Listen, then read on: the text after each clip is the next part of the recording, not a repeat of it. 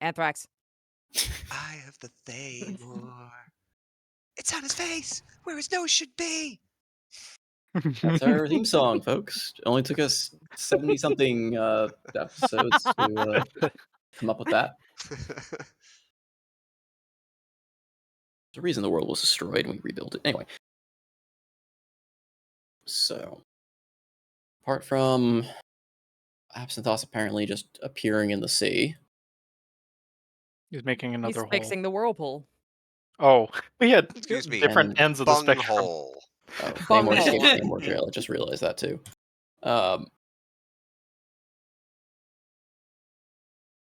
Okay, so kind of picking up from the end of the last couple of things. I mean, most of it involved a few loose ends being tied up with Galran, with half the party going to Tours to meet with Maleus. We had Andros finally setting sail from Dunmork down to Jerag, getting his armor upgraded, which I've already discussed with him about. So his armor is now laced with stones, or kind of riveted with stones, fallen from Grumbar's former body that the armor smith had picked up.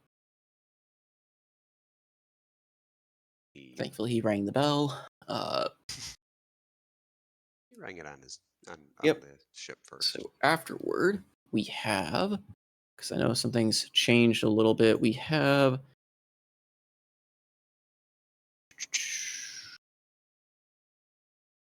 let's see what I want to start with here. I guess we can quickly go with, so Thamor's training with Maleus.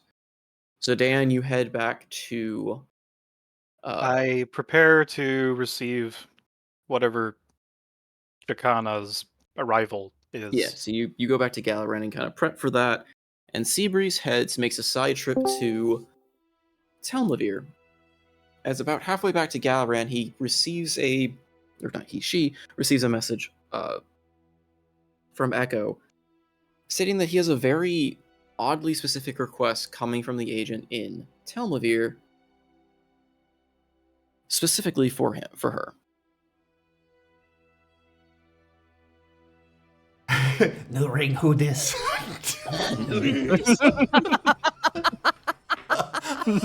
Oh, it's you. Yeah. What's happening? So, but he sends you along to Telmavir.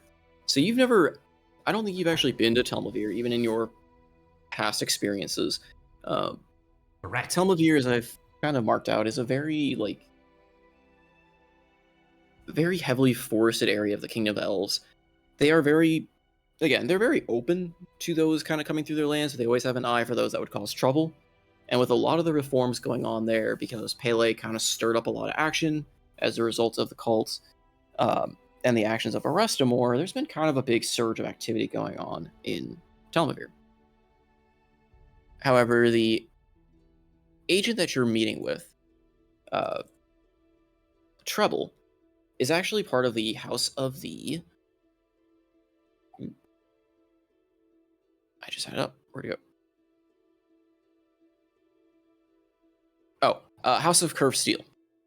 So he's actually part of that house, or at least that's what he masquerades as part of the local constabulary force, but more directly in service to the king. But he tasks you with hunting down an agent that he says has gone rogue and needs to be eliminated within the area of Telmavir. However, in your attempts to track this particular person down, you find that he's actually just I was trying to propose him. You find the target is actually just waiting. Open field, kind of meadow, waiting. Almost seeming like he knew you were coming. And despite your best efforts, this elven warrior just one-ups you in combat. He seems to know you're coming. He seems to know all of your moves.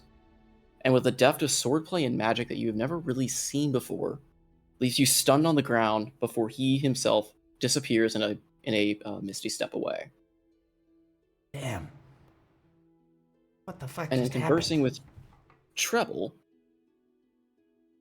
the wiry little elf gives you a grin and says, and tells you that that was intended. He told What? you we were coming. That is What? actually his associate, or his disciple that he's training in the art of blade singing. And he wanted to test him against the best that the guild had to offer. Oh. Happy and sad at the same time. He does reassure you that had he not told him you were coming, you probably would have had the upper hand, but he didn't want his associate killed. He just needed a good test in combat against those that may come after him, especially in the field of which he's in. But whether it's the display of swordsmanship you saw, or perhaps something a little deeper in the connection you saw, that drives you to want to learn this art. You bet it does. And Treble, of course, is willing to teach you. So you'll actually train alongside Treble, as well as the associate who bested you that one time. You swear it won't happen again. Never. In the art of being a blade singer. Cool.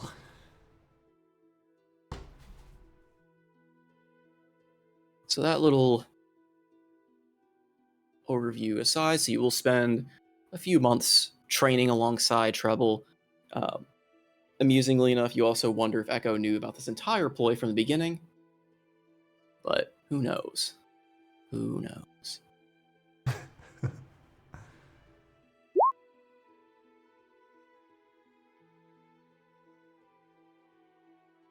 As for Andros, finally get to kind of see, make sure I didn't skip anything else, but I feel like for the most part, Damore's in training.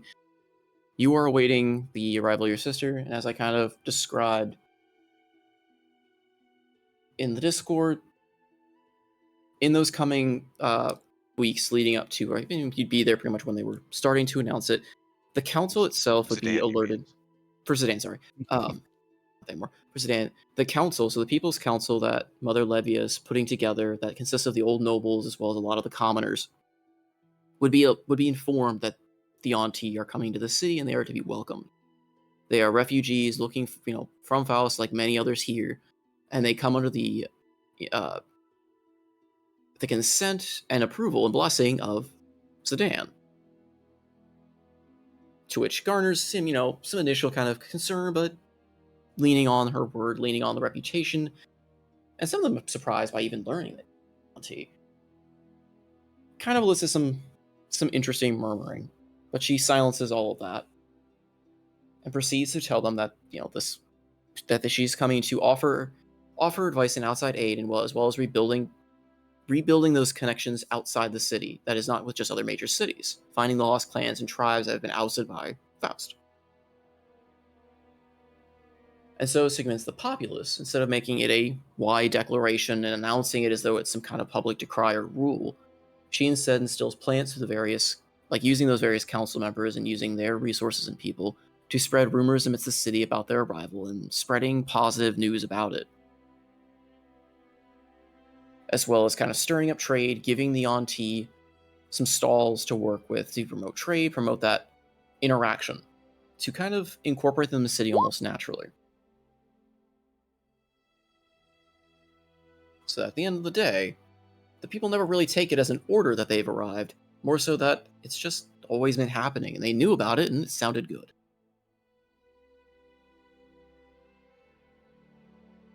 Of course, it's not always so seamless, but that is more of a political current discourse of just Elran. Off in Dunmoric, we have Andros finally setting sail to Jarag, as well as Absinthoth has been making. Oh, what? I had wanted to try and make my way post haste down to Dunmoric after the there's a letter I'd drop off after Zidane felt that he's not needed anymore, and any personal face capacity, and then he'd do his best to get to Dunmoric in time to catch Andros before he leaves. Yeah, and Andros would probably be leaving at the basically the start of the next month. So after Hammer will end, and he'll be leaving the start of, was that Alturiac? So That'd be enough time for you to make it down there is the question, though. if he's riding his, if he's riding a fast horse, he should be able to make it there in the month. That it would, in the month before Andros leaves, I think. Okay.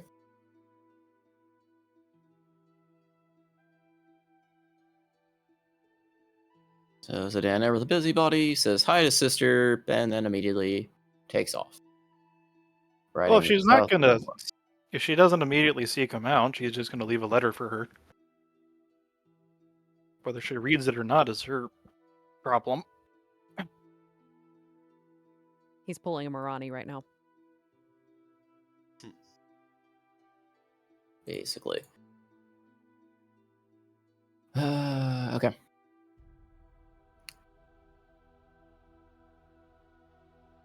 During that time frame, Absinthosh, you as well are working on your general project of trying to keep up with Mother's demands, keep up with rebuilding the city. But as things are starting to smooth out, you start working on that side project of yours. And I imagine this at this point as well is when you would start taking up that kind of taking the road to try and hit the other kingdoms on your quest of sorts. Exactly. I think there would be more enough time to at least get the ritual spell thing done. Or Yep. getting a wizard to... Getting mom to pay for ritual spells, you know. Mom, my credit card! Ah! See what I'm trying to Absinthosh is dagger. just I'm Cartman now? I do Oh, what I dear. He hasn't been practicing his sword. He's gotten chunky. want. Oh, Mom, dear. Mom, the meatloaf! Mom, the meatloaf!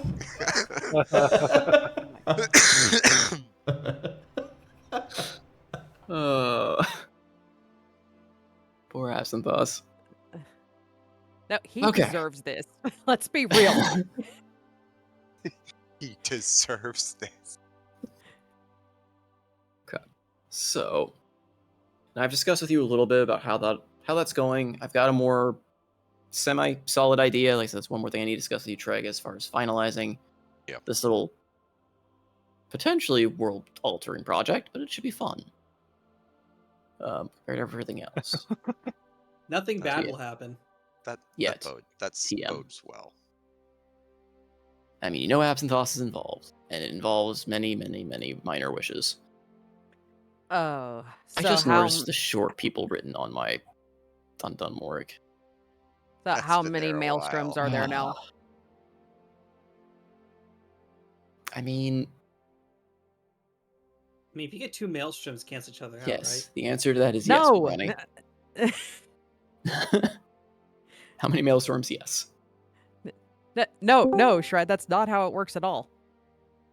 No, that's totally how that works. Hey, there's Noko. right? See? Even a god agrees with me. I agree. Sorry, I fell asleep, took a nap, woke up, I was hungry. And I know, so it was like 9:39. So is that Oh, Noko nine, or nine. Thenymore? Because that sounds like both. Yes. That's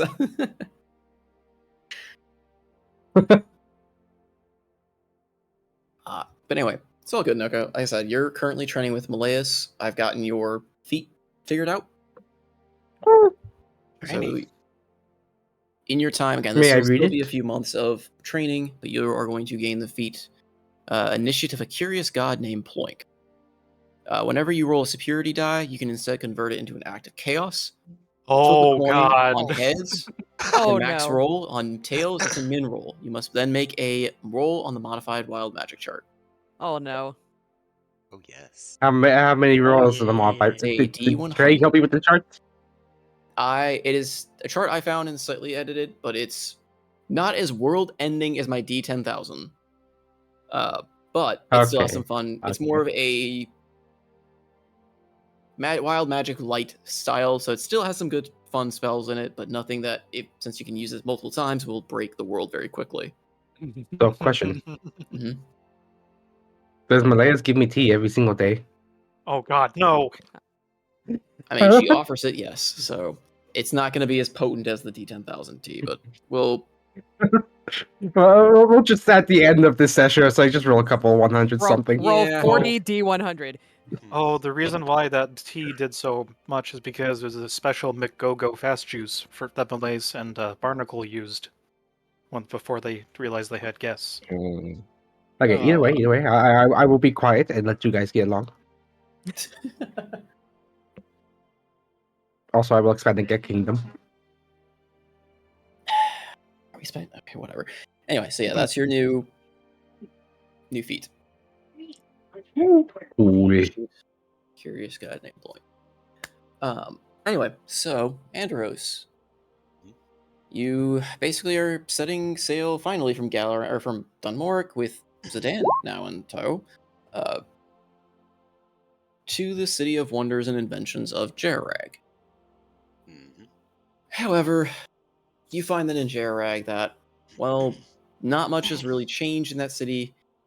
It is still a labyrinth of red tape and paperwork to even get past the dock. For a city that seems to favor invention and discovery and all of that, it still seems to have a very convoluted way of getting in without at least something to offer.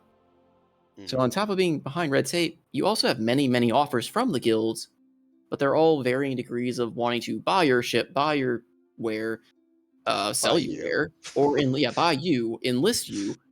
You just get stacks and stacks of papers, and you basically have to pick one to get in. Because you need a reason to be in the city if you're not from the city or have another pre-existing reason or given reason by the guilds.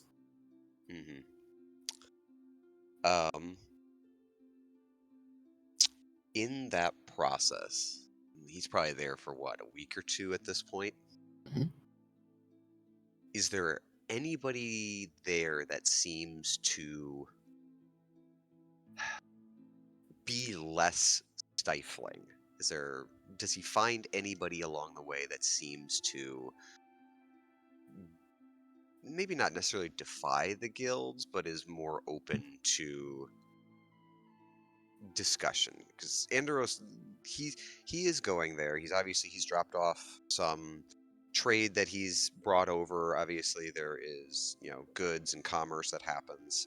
But his main goal for coming here is to find someone who would be an expert or have knowledge on the gods and potentially those who would be considered magic bestowed, not clerical magic, but almost that idea of a conduit. He was trying to find out knowledge and information as to people who, like himself, are paired with gods, essentially. So yes, because I was actually going to bring something that up, because the person that's going to come talk to you, specifically outside of the other person you're about to talk to, is you're going to get a meeting from a guild leader directly. Interesting. Ren. Ren. Simic? Leader of the Orzhov Guild. Orzhov, got it. Yep. He's the one, so something seems oddly, almost familiar to you as you see him. But he's kind of a quiet person, but you see that he's although he doesn't say a lot, he's very excited by just everything. You can just see the vibrancy in his eyes and the way he kind of looks at everything, but he's very calm and quiet in his tone. He's the one that I mentioned on the doc before. There are rumors that he was once part of the Order of the White Leaf. He doesn't found any of these, but he shares that he wants to learn more of what happened in Galaran. Like, he is really excited to actually meet one of the heroes from all the stories he's been hearing and wants to kind of learn your tales and everything. But he also states that now is maybe not a good time. And he hands you a small crystal small gem. And he says, when the time is right, I'll call upon you again to meet. And I will have information you might find valuable as well regarding our mutual acquaintances in the White Leaf. Is this a conversation Zidane might be clued into? No, he would not allow anyone else in this Okay. specific conversation. He will meet with you after, like he's going to come out, like he would say hi and like be again. You can see the interest of like learning about the heroes, but he has a very specifically keen interest in Andros. Got it. So, All right. Yeah, he will take the crystal and nod tentatively. And again, this is someone offering something without really asking for something back, which to him Well- says red flags. well, no, his offer. Sorry, maybe I didn't clarify. His offering that he wants is Tales, like basically all the info you can give of your Tales, like Okay. untarnished detail. He wants to know everything. Because again, the Orzhov Guild thrives on basically learning the past, learning the history, learning magical artifacts and curios. Like their ingenuity, they stem from learning. So How you are literally a walking piece of history at this point to him that he wants to like talk to firsthand. Sure. How sincere does he seem? Can I like make an insight check? I'm just again curious. Yeah. That is an 18. Very good. 18 insight. He seems very sincere as far as wanting to learn from you, but you definitely know there is something despite like in that calm-ish demeanor, he definitely seems a little afraid. Interesting. Okay. And I guess if you want to try and roll a persuasion, you can see if you can coax a little more info out of him regarding that I would love to. Let's see. during that time frame to see if that helps. That is a 16. Not a great roll, but 16. Okay. So yeah, as you kind of, sorry, we're not RPing. This is a little bit more of a impromptu setup, but Okay. in talking with him and kind of pushing for the information you're seeking for, even if you're just dropping hints about it, that's when you kind of see that fear kind of creeping into his eyes a little bit. And a just kind of lighthearted gesture, saying that you're safe on the ship and just kind of bringing up the information that you have. He very quietly just like mentions that he was supposed to be chosen by Paylor.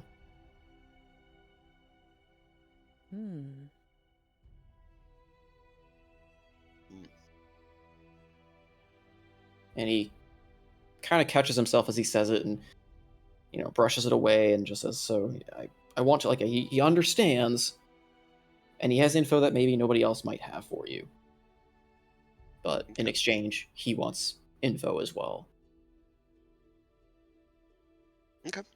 Yeah, I would say hearing this and, again, noting the slip, Andaros would definitely be open to having a further conversation. Yeah, he'll definitely take the crystal. And after him saying, once they're kind of coming to the end of the conversation, he'll just at the very end basically just say, for what it's worth, you lucked out with not being chosen. It ain't all it crocked up to be. He gives you a slight nod and looks as though he wants to say more, but again, you see him bite his tongue on it and just says, when we meet again, I explain myself a bit clearer. Right now, it's not safe for those of like us. It's not safe for those of like you here in Jarak. There's a bit of a search going on, so just be wary of yourself. why I found you first. Enough. Appreciate the warning. He nods. And with that, that would conclude kind of his meeting with you. And he'll, like I said, he'll go and he'll introduce himself to Zidane again. Kind of that odd mix of, like, he seems very calm, but you can see that excitement in his eyes when he meets you. Like, he's just kind of observing and studying you and studying everything on the ship. He's a very excited person that seems locked behind a calm demeanor. And he also is at excuse me. He says that he would love to have stories. Yes. Zidane smiles and he reaches into his bag and pulls out a copy of Tales of Mir. His eyes would light up at that, Mhm. and his stoic composure is tested at this point.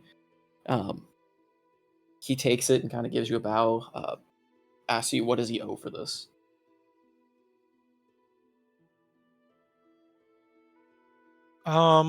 Zidane blinks, and there's a hint that he might not have thought that far, but given the opportunity, he asks for a star chart logbook to be made of durable material and enchanted to weather the elements. He scratches his chin and nods. Can be arranged. And then he'd ask when might it be done. 'Cause I don't know how long we'd be staying in Jararag. He says give him 2 days to consult which records they have and if they need to make a new one. This is the guild that literally thrives on doing that exact thing.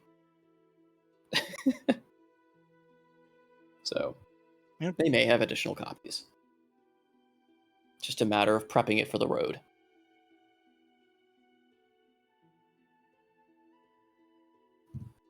So yeah. And then the last piece of advice he will give you, Andros, as he's leaving your ship. I would advise not to step into the city if you can avoid it currently.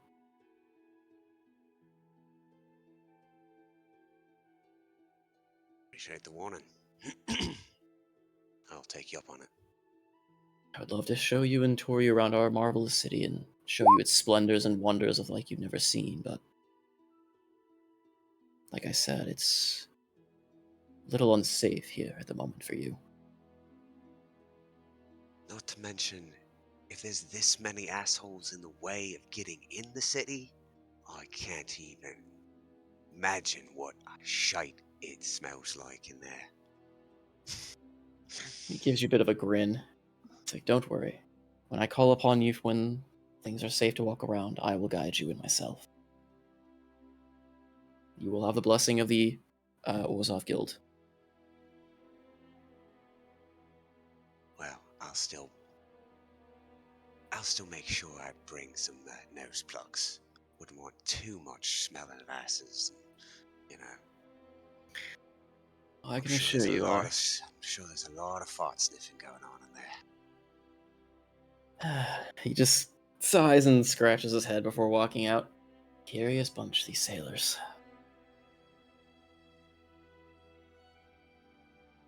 With that, he will spend probably about another week finalizing trade agreements. You know, he's emptied out his hold and he is doing what he can to fill it back up with goods. And go ahead and roll me a investigation check. Okay. And I also landed House Yazkash's official seal where needed for customs and whatnot. It wouldn't be recognized here.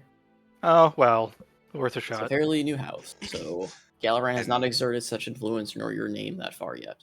Granted, they know And you as a honestly- hero for those that are higher up, but And What was it? honestly, Andros would probably tell him to belay that, saying this is business of the Horizon's Promise, not affiliated with any noble houses. And he nods, and that would be the end of that. Oif. what'd you roll, Troy? I rolled a 6. But I have magical guidance. I could re-roll it. Okay. That's an 11. Yeah. All right. So, information getting back to you on the docks is pretty scarce.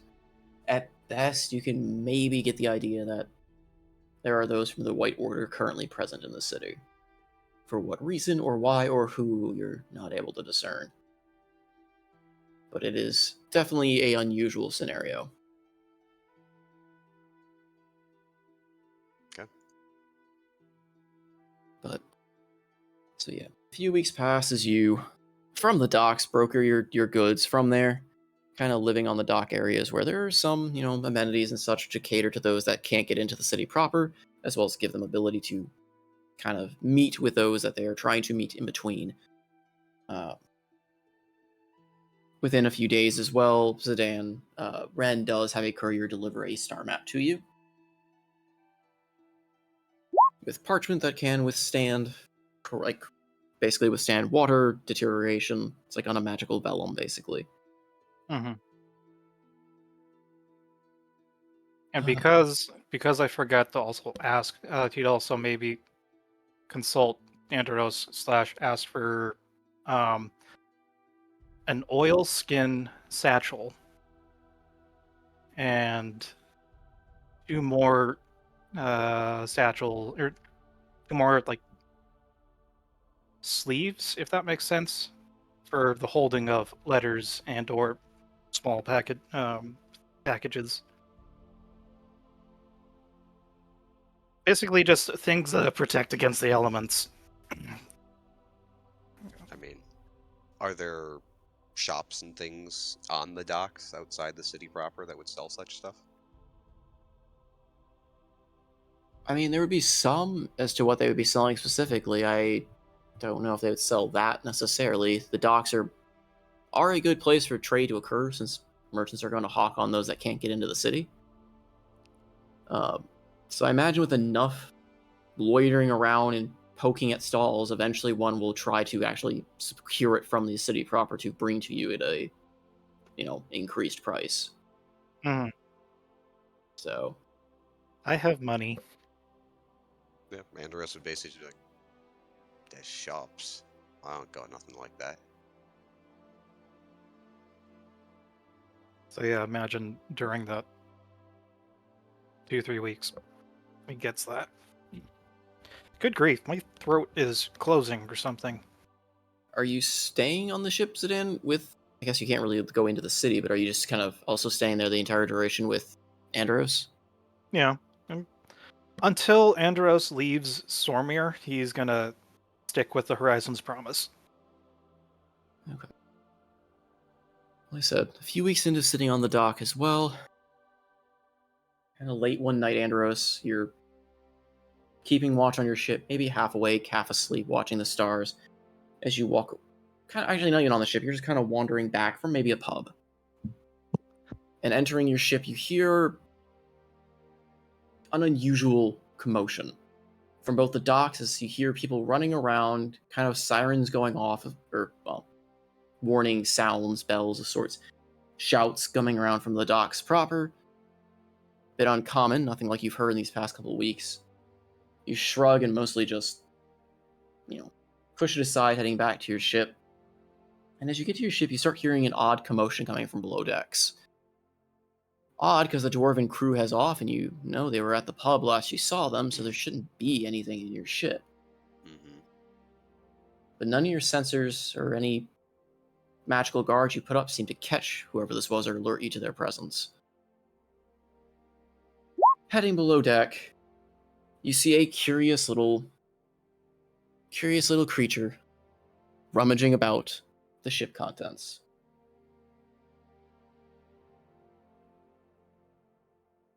Right. First off, what? Second off, fuck are you doing on my ship? Oh, hey. Listen, you wouldn't just happen to be willing to just ignore the fact that you saw me, would you?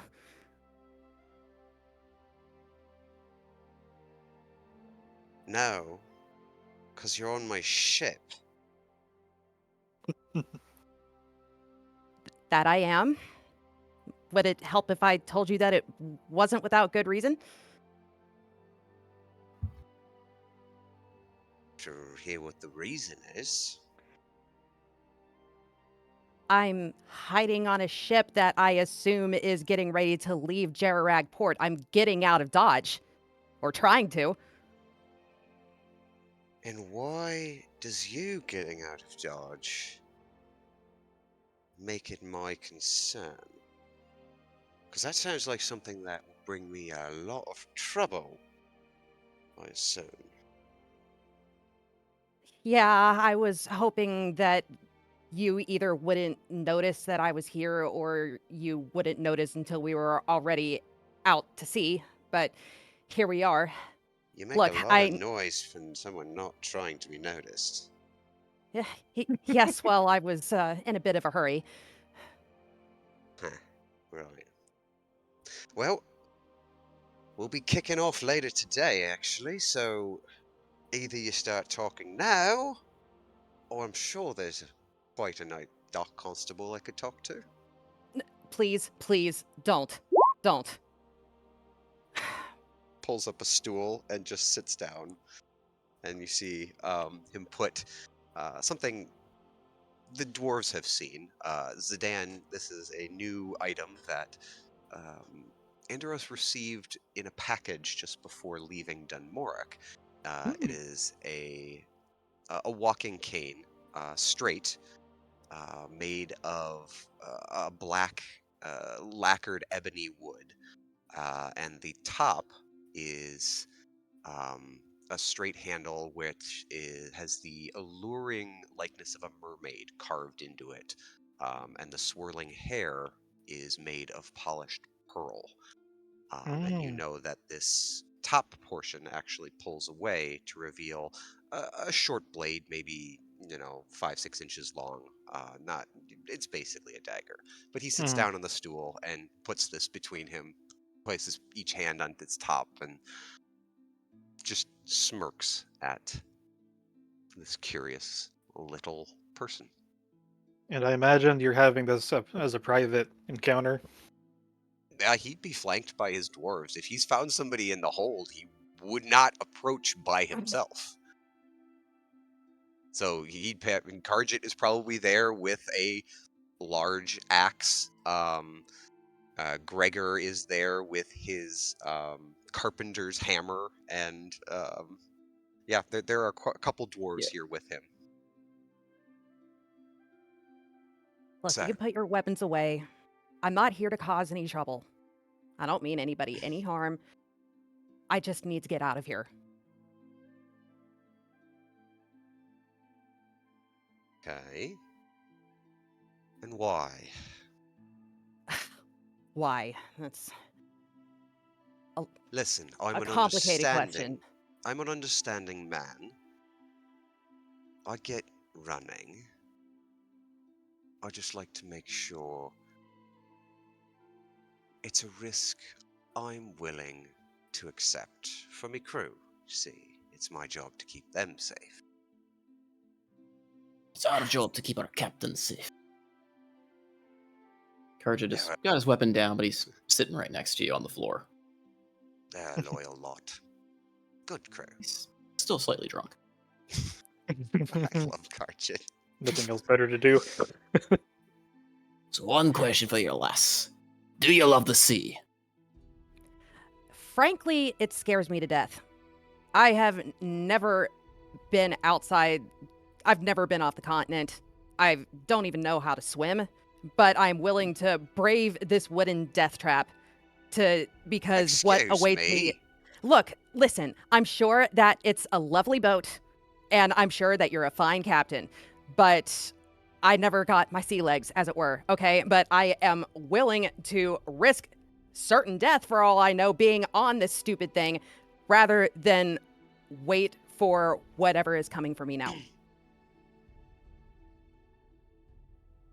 Right. Well, if you're not fixing to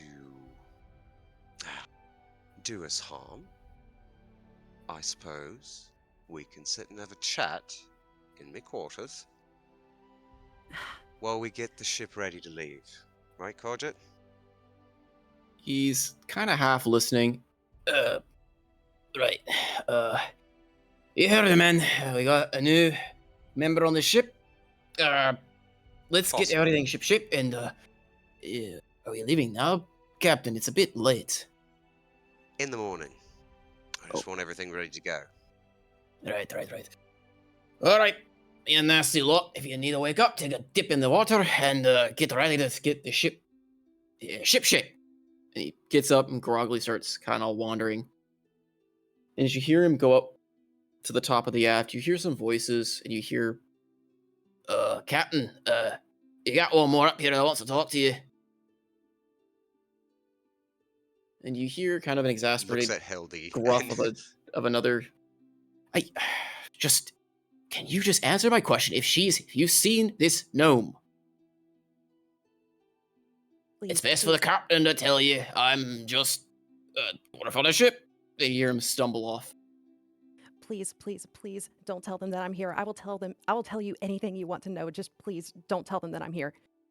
What seems to be the issue? And Zidane has just been loitering up next to the captain's wheel. Anderos will walk up to Hildy. Look at her.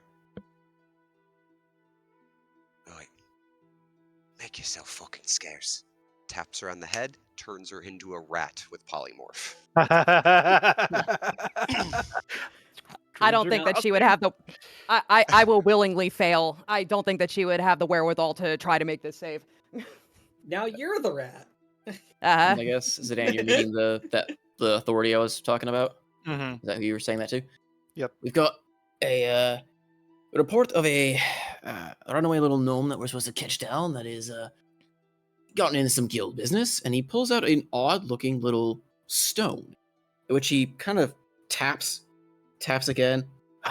These things are never always working when you want them. And you see him smack it real hard, and it lights up, and you see a minor illusion of a small gnome. Have you seen her? No. There are no other passengers except myself on this ship. At that point, Anderos has started coming up the stairs from the below deck. And I don't reckon there'll be any more. This place a fucking piss shite. We're setting out in the morning. Now how the fuck are you and why are you on my ship? You will address me with proper respect. And I'm the captain of this ship, so you'll address me similarly. I could have your ship revoked. I am the port captain here, and I have been asked by the guilds to check for any stowaways. Zidane shakes his head, probably knowing what's going to be coming next. Is this my stowaway then? This little... what, child? It's a gnome, you racist little... whatever you are. Gives him a big smile. Sorry, hard to tell sometimes. Right, well, can we come aboard and search your ship peacefully, or are we going to have to do this by force? And he kind of motions to the 4 other gnomish guards behind him.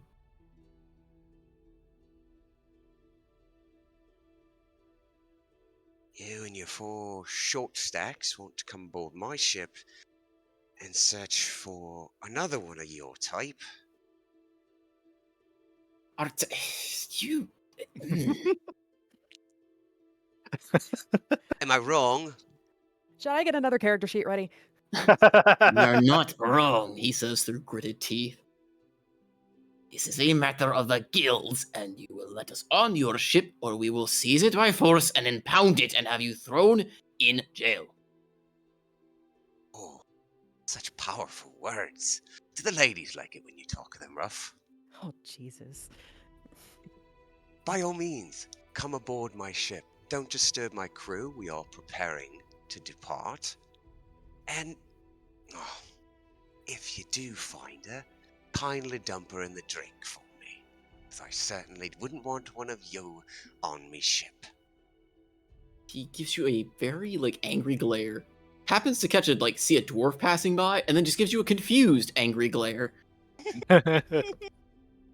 as he just waves and his men start kind of scouring the ship, very deliberately making sure to cause a bit of damage initially, like they're flipping things very violently, before the dwarves catch wind of it and start following them right on their toe, like right on their tails, just staring basically dead on them. Mhm. And they kind of, act a little bit nicer before finally kind of coming back up to the main deck. All right, you're clean, if you want to call it that. If you notice her, let us know immediately, and we will pay you a handsome finder's fee or whatever you call it. Oh, really? Ah, you could have said that initially. I am not a man, if not of morals and He means. scoffs at that. What sort of price are you talking? Let's see, the guilds are offering 200 gold for her right now. Oh my. Rich for my blood.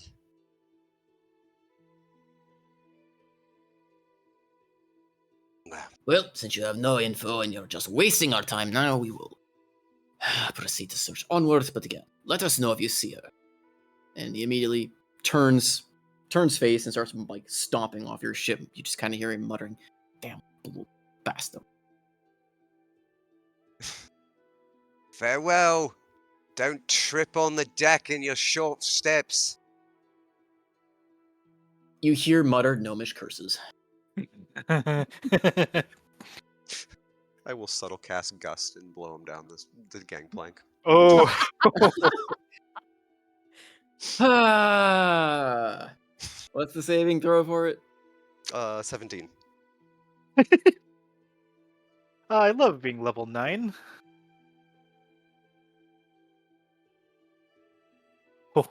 Okay. The breeze comes and kind of, as he's muttering and cursing, he doesn't really kind of watch his footing. He's just kind of stomping down, and the gust manages to trip him up as he just starts rolling face first down the plank, landing in a heap at the bottom, getting up, brushing himself off, and angrily just shouting gnomish curses into the sky before stomping down the pier. You see Andros just grinning from over the gunnel. Just with a raised middle finger. I told you to Note watch with your you. fucking step! There's the middle finger now. So the Dan's actually laughing, and I imagine Andros has noticed that there's a bit of a change in Zidane that's marked since the last time they saw each other, but he steps next to him and says, "Oh my, how unfortunate. A sudden gust. Winds around here are quite tricky. You never know Yeah, when they're just gonna tear up. but you're usually not so direct and rude to others without cause." Me? You wound me, good sir. I'm an ass to everyone whose boots are too big for their own britches. He glowers for a second, and And he pats Zed on the cheek. That's why I was an ass to you. You've grown, though. It's good. I am Meanwhile, the only passenger, right? Believe so. All I know, there's all that besides you is just crew on the ship. All right. Yeah. Gotta get some rest. We got a early morning. I'm hoping to hit whatever fucking passes for tides. Unbelievably shit. Fuck puddles. He just grumbles. First light. We're heading out. Get some rest. You too. meanwhile below deck, Mhm. for the second character that Reyna has ever rolled is once again a rat. Except less spooky. This was not my plan, goddammit. Instead of spooky, she is instead spooked. Yes. Yes. You are now I can't- fated to be a rat forever. Squeak, squeak. Even if she did know of Andoros's legacy as a hero, she probably wasn't expecting to sneak onto a ship and be ensorcelled into a rat. Nope, not in the I slightest. imagine most people don't tend to expect that. It's wonderful. It's Not wonderful. high on the list of things people are like, what do you have? Like, if you get on a ship, what do you expect? To be turned into a rat is not the number one. But At least anyway, they live in the cat. he would then, make for his quarters, and purposely has left the door cracked open. Okay. And will a certain rat make her way to the quarters? Um. Eventually, I mean, she'll probably be waiting down there for a while, like, both to make sure that the people that were looking for her were gone, but also she's kind of expecting a certain tiefling to come back, and when he doesn't, like, she'll emerge and try, like, I don't know how long it takes her to find Andoros's room, but Fairly obvious. Yeah. It's off of the main deck. yeah. So, like, eventually, then, as indignantly as a rat can, she will make her way into your room and just squeak loudly and wait to be noticed. He'll look over, see her, continue writing. You see he's working on some charting of maps and marking a route and munching on food. He's been on double rations ever since done the trip down to Dunmoric. Crew are keeping an eye out for him. Then a few minutes later, he'll absently mage hand the door closed, and then kick his feet up, lean back in his chair, and drop the polymorph. Ah! You could have warned me that you were. Shush, shush, shush, shush, shush. If I had warned you, that wouldn't have been as funny. Anyway,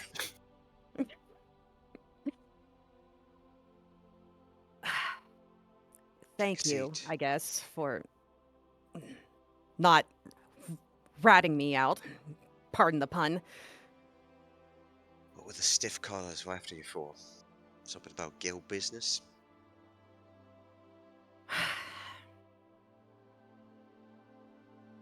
Look, you saw all the red tape that was necessary to even get into the city, right?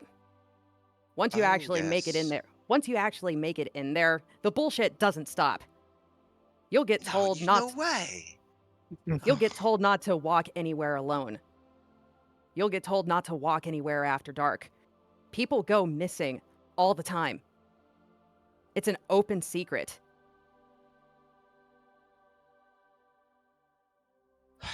No wonder the captain used to never tarry here too long.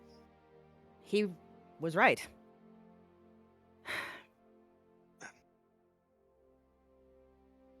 Look, I am what the guilds consider to be a liability. A frequently broken rule in this city is that you're not allowed to double dip. Your membership is singular. I broke that rule. I got found out, and now they want to make an example out of me. I've heard rumors of what happens to the people that just get taken off the street. I can only imagine what waits for me, knowing that I have broken Jerarag's biggest rule. Enough.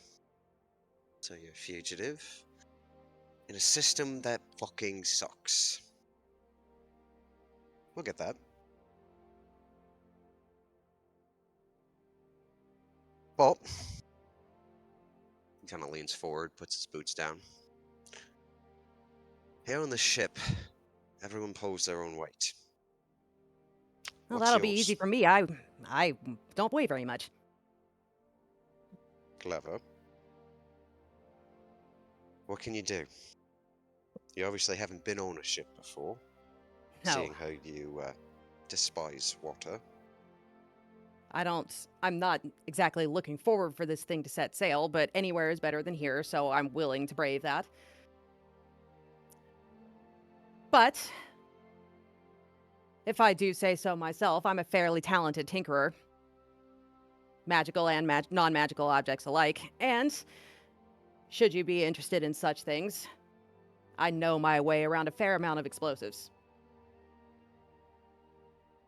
Explosives. Yeah, black powder and such. Oh, fuck.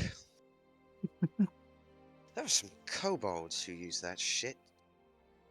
Oh, you mean the little lizard people? They're weird. I would like to think that my methods are a bit more refined. Well, that's yet to be seen. Let's start with not blowing holes in the ship, eh? How about that? Rule number I 1.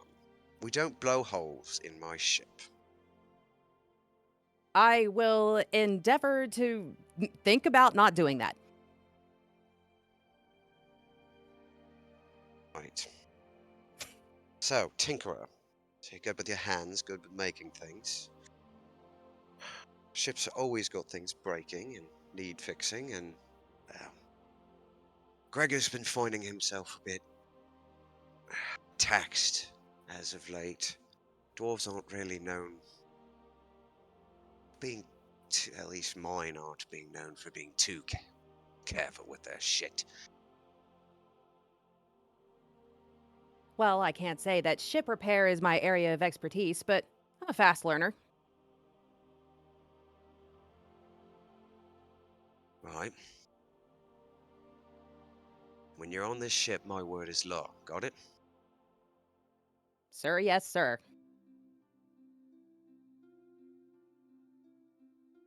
Great. You got a name? Brunhilde Lightfoot, at your service, but that's a mouthful, so you can call me Hildy. Right, I'll call you short stuff till you prove yourself. And, here. Kind of ruffles through a couple papers and pulls out a parchment, scribbles down a couple words on it, puts a line in next at the bottom, turns around, slides it over with the quill. Contract of employment. Official way of making you part of the crew. You know, I'm leaving Jerrag in part to get away from the paperwork. Can we just bypass this part? Loyalty's a big thing to me on this ship. And remember what I said, my word is law. So either we sign the paper, or I can go get that dwarf, or that, oh sorry, not dwarf, gnome. Is that right? Short asshole. Does the paper just say peace on it? Honestly, you can't quite read the top of it. It is mostly, shorthand scribbles. It's not actually that legible. Okay, look, wow. Oh, jeez, I thought my handwriting was bad. Look, what exactly are the terms? I told you. I'm in charge. You're working under Gregor as his apprentice till you get your legs underneath you.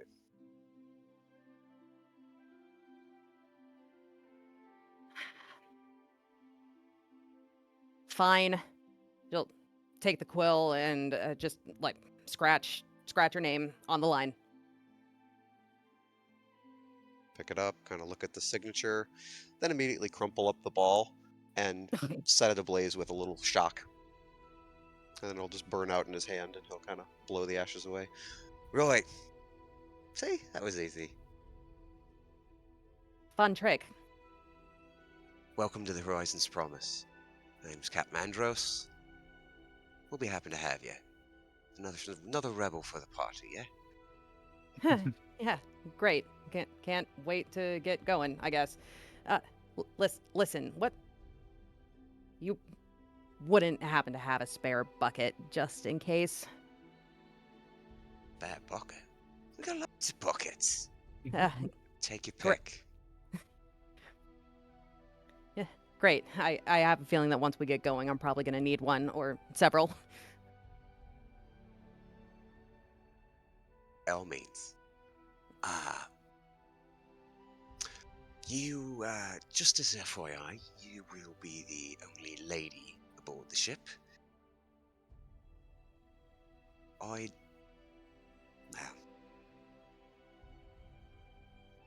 the boys like to talk. I hope you're ready.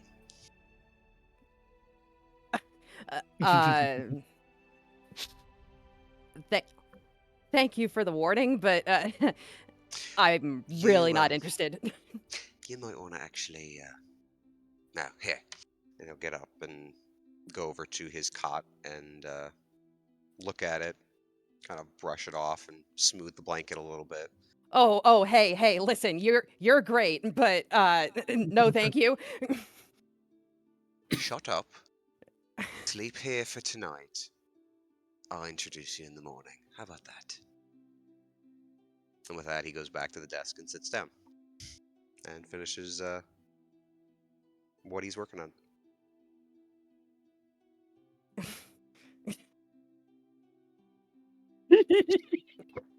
And as the evening goes on, eventually he'll finish what he's doing, and he will actually take his night's rest on the deck. He'll, take a cloak or something, actually a certain cloak, and find a stool and prop himself up against the helm, and he will rest there for the evening until morning. And in the morning, they'll be setting sail northward. Find Carge is asleep on the deck too. He'll take the cloak and wrap it around Karjit because he's looking chilly. He was And up then there he'll during the just- commotion with the guard and everything, kind of watching and snickering and ready to like come to your aid. And after all that died down, he kind of just slumped off and fell asleep. Yeah. So Yeah, he'll spend some of the evening watching the stars and probably chatting a little bit with Groombar, seeing as he's the only one of his head companions that seems to want to talk with him these days. Yeah, and then in the morning, when everything is ready to go, he set sail, and once they were probably a good maybe league or two away from port, is when he'd make the announcement to rally the men around and introduce Hildy to the crew. okay. Right, lads, I wanted to let you know we've got a new crew member. We've been in need of extra hands. Poor Gregor here has been, well, taxed. Sorry, lad. It's been a lot. Because some of you don't know how to maintain your shit. Anyway. Some grumbling amongst the crew, and Gregor is just sitting there nodding, and then seeing all the grumbling kind of quiets down. I know, Gregor, you're in the right. It's their fault. Anyway. We've got ourselves, we'll say an apprentice carpenter for now. Her name is Short Stuff. Short Stuff, introduce yourself. She And has he will magically open the door to his cabin. wow.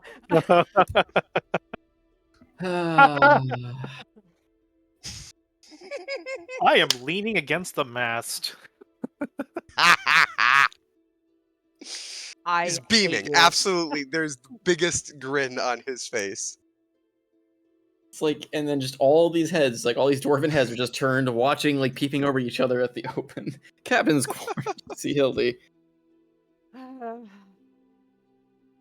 I don't both Hildy and Reyna are speechless right now. Gremlin. Uh,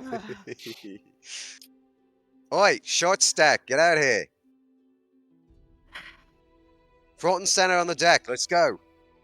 10 hop. She walks onto the deck, but she does not look happy about it. There she is. Crew, short stack. Short stack, crew. We're all gonna play Target nice, immediately right? just walks up and just like grabs your hand, starts shaking it. Name's Karjit. Nice to meet you. If the captain recommends you, then welcome me aboard. Oh, Just, hey. don't do anything to disrespect me and my crew, the captain, or we'll keel haul you. That's about it. I would prefer if you didn't do that. Okay, thank you. Yeah, we've only had to do it to one particular crew member, so just don't be like him. Oh, come on, Kajit. He won't crew. He was just Wait. an ass. Wait, what is this about keel hauling someone? You don't need to worry about it. Andros, It weren't me fault, I promise. Ajit. Mutinous little swit got what he deserved. He's not wrong. When? You were here. Where the fuck were you? If it happened, I didn't see it. Wow. You were There's a only little... one of me. You were a little... what I called it?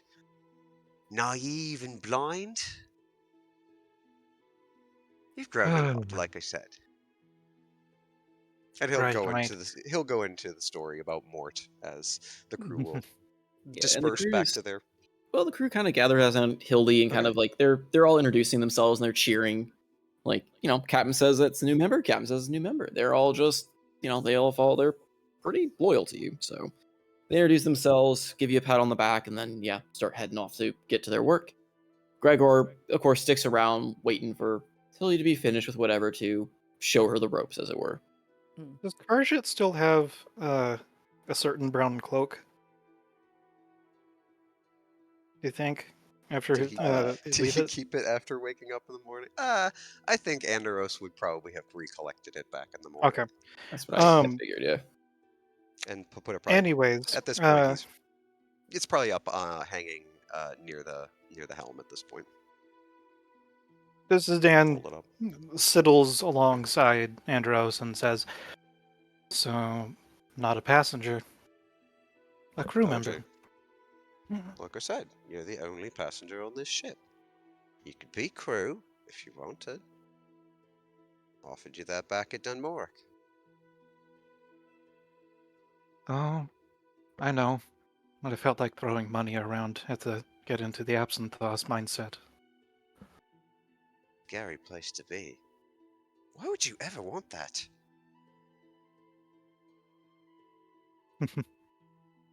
Well, now that you've asked. Yeah. When you're free, I can tell you. But it looks like there's some more stuff that needs to be done. So, and Sedan does the equivalent of pushing his sleeves up. Where do you need me? Well... Oh. Well, for starters, we ain't had a good cooking. Ugh. Months. How's your ladle hand? Hmm. Do you have spices? Probably. Well, I can't say as much to what I can cook myself. Seasoning is something different, but well, here, I can conjure something up. Ed, trust me, it don't gotta taste good. They're dwarves, and we've got ale to spare. And with that, Zidane smiles. He goes towards the galley, and I imagine that Andros could recognize the spell that he's beginning to swirl around in his hand, as I am willing to provide create food and water for the journey. Yeah, I mean, Andros definitely would have gotten supplies for the journey, but, not taxing those is fine. but yeah. All right. And he will settle into the pattern of controlling winds for 8-ish hours a day to keep them moving. Okay. I mean, Because the as the sea months is busted. yeah, I mean, as the months go on, the sea is slowly regaining a bit more of its normal composure, but it's definitely a slow process. Okay. But definitely is affecting the trade routes. He will be making north. Making for he'll probably just stop at the main port cities up that way. He'll make a stop at Luminessa and then eventually make his way up to Evenstrand. Okay. But that'll be another month or so of travel. And I think that fits because I don't think anything else specifically happens in that month, right? Because that kind of pushes into, I guess we're kind of like, that really blew through like month 6 to an extent, and then month 7 would be that travel time. I do have a quick question before we move on. Sure. At what point would Hildy have become? I mean, Barnacle is around at this point, right? Correct. Yes. So when would she have become aware of Barnacle? I would say, He's around. I mean, Okay, so we don't have to role play this out specifically, but once she discovers that Andros is in possession, for a lack of a better phrase, of a water elemental who can travel great distances at great speed, she would ask Andros if he would be willing to send Barnacle to Cinderhaven to check on her father. Just given her sudden departure from Jerry Rag, she and how like she's in danger, she wants to make sure that her father is okay. Is that something that Andros would be willing to do, given that Hildy is new? he would look at Barnacle and ask him, and Barnacle would be. His first reaction was, "Well, I don't know. Cinder Haven," he said. I ain't got the first blinking clue where that might be. We've got a map, right? Yeah, he's got Yep. charts and maps. Yeah, she would point it out, just like in the mountains to the east of Jerry Rag. And she would tell him like just so that he knows that this is legit and it is coming from Hildy. She would tell Barnacle to tell him that Muffy sent him. Muffy. Okay. Yeah, he'll look at Barnacle, and Barnacle will be like, "Well, it isn't the first time you sent me on a message trip, Captain." No, it ain't. Though, I think Shortstack would appreciate it. She seems mighty worried about. Well, you say it was your pa? Yeah. Just Think the people who are after you would go after him? I don't think that it's a possibility that should be discounted. If they can't find me, then isn't family the next reasonable target? Fair. He's got somewhere he can be. Bunker down, maybe? I'm sure he could find a place. Of course, it's not just my father, it's my mother and my siblings, but father used to be in the guild as well, so I think that he would probably be a higher, more of a target than the rest of my family would be, but where he goes, my family would follow, so. Fair enough. Bonnie, your call. Oh, I guess I've had some time off on the ship. Uh, don't seem to be heading toward Tost any time soon, right? Bonnie, you had your fun. Now it's business. Right, Captain. Right. We'll be heading that way sometime, though, right? Yes. Yes, you'll get to see Malaeus again. Don't you worry. You promise? For fuck's sake, yes. You can bone down all you want the next time we see her. All right. I'll do it. Uh, uh, uh, you said Muffy, right? Is that your name? He's been calling you Short Stack. That's not your name? My father calls me Muffy. He is the only one that calls me Muffy. If you call me Muffy, I will hurt you. All right, Muff Tough. Hello. And with that, you just see him slough through you, soaking you, and just up off the edge of the ship, and you hear a splash down below as he takes off, stops, then comes back. Wait, where am I going again? Are we sure that we can trust him? Implicitly. He's me, except not. It's I don't. complicated. Okay, I'll take your word for it. Cinderhaven. Cinderhaven. Cinderhaven. All right. That's west. Bonnie. For fuck's sake. Yeah, got it, Captain. Got it. Sorry. Just being a little cheeky. Oh, I know. Be safe. I'll feel it if you're not. Right you are, Captain. And zooms off. Back southeast. Back toward Gerarag. And making his way towards Cinderhaven. Muff Tough. I hate you.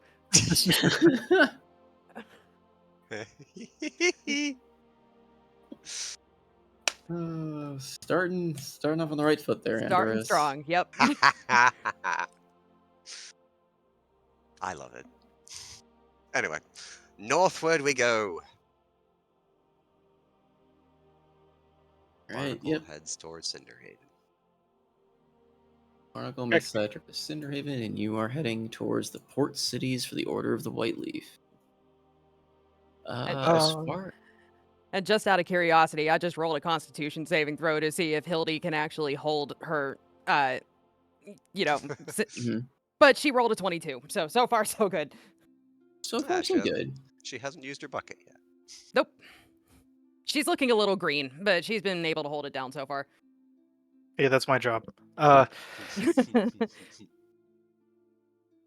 want to say that as we start rounding the coast a little bit more, just like offhand, Zidane says, "I kind of want to visit Dead Man's Isle again."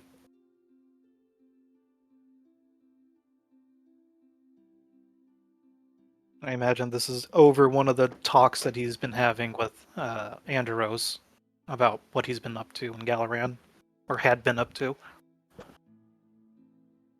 Well, I haven't stopped over there. Not really sure how it's faring since old Bone Dick took a dive back in Galaran.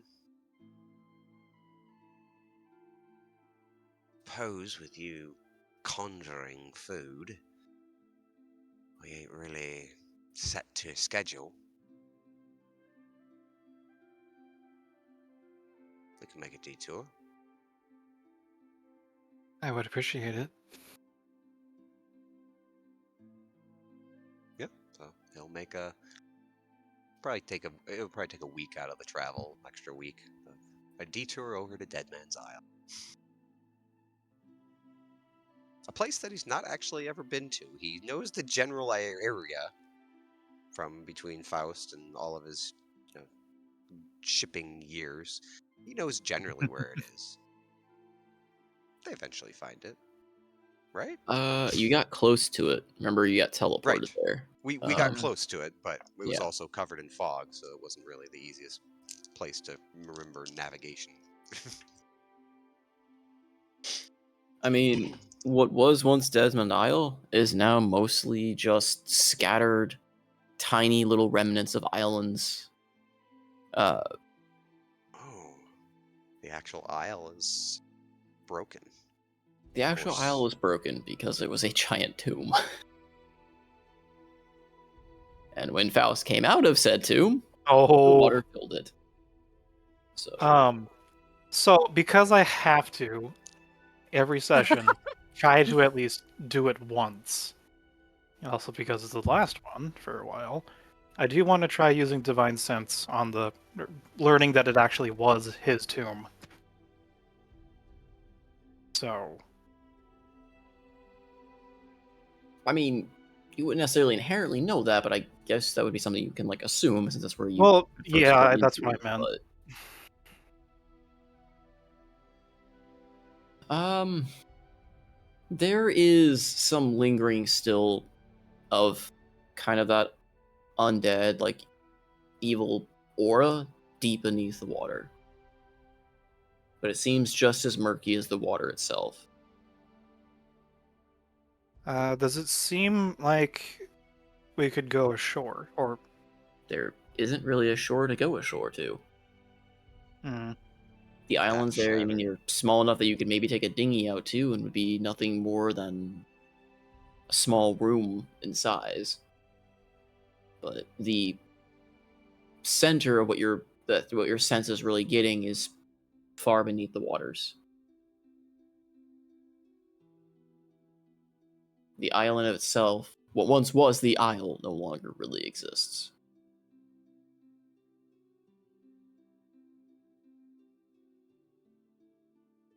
well, with that information, Zidane looks over to Andros and, do you mind if we stayed here for a day? Part of most of a day. I want to stand on what's left of the island. Sure. And he is actually going to. He'll call out to the crew. Right, we're dropping anchor here for a day. His wardenship wants to go for a dip. I'll toss him in. Feel Love free. it. And Zidane actually braces and he's smiling and he's actually challenging the dwarves to try. I mean, if you challenge Karjit, he will try to throw you over the ship. And he will jump with you in. He's not opposed to joining you in the water. Let's go. Okay. It's just to see who throws who first, I guess. Athletics? Yep, he is going to get advantage because he is willing to basically throw himself in with you. He is not trying to just chuck you in. He is literally going to basically just tackle you in. Whether he Okay. goes with you or not. Well, okay. So Roll a... Oh. Four. Oh, I got a proficiency. +8 to my Rolling. athletics. Okay, so you just rolled out of the way. That was not a... It's okay. Alright. So, you know the strong hammer throw at the Olympics or track and field? He grabs Kurgit by the hands and then spins and spins and throws him as far as he can before diving off and swimming towards the island himself. You hear the sound of a dwarf flailing and crashing into the water. You cursed green! And he, surfaces. Bah, I'll get you next time, you scaly green bastard. He's already trying to reach shore at this point. Yeah. Courage is just lying on his back and just kind of floating in the water. And as soon as I get to something that seems like solid ground that won't flood over me, I'm going to spend the next 8 hours trying to use plant growth and enrich the land, trying to fight back some of the lingering corruption.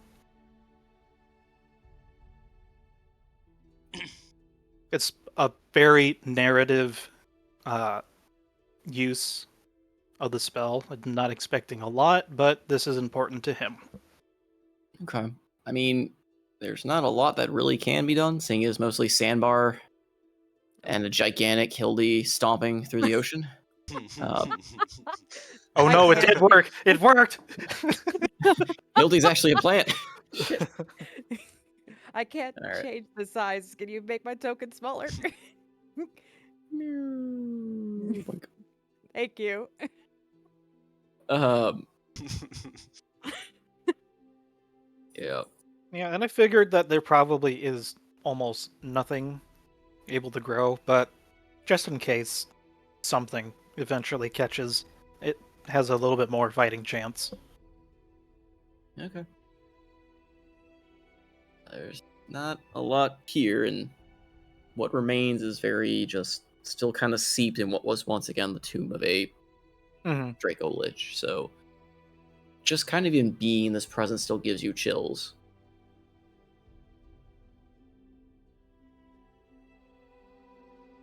Yeah, then after that, get back on the ship and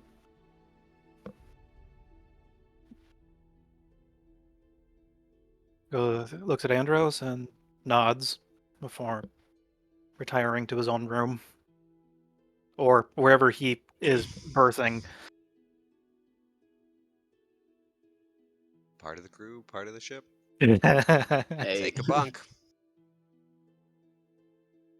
Yeah. There are a couple cabins that are Yeah. not actually crew, like where the nobles, the noble family, the Oh, Drask that's family right. would stay. I paid for a room. Oh, did you? Okay, well then, yeah, you've got one of the cabins then.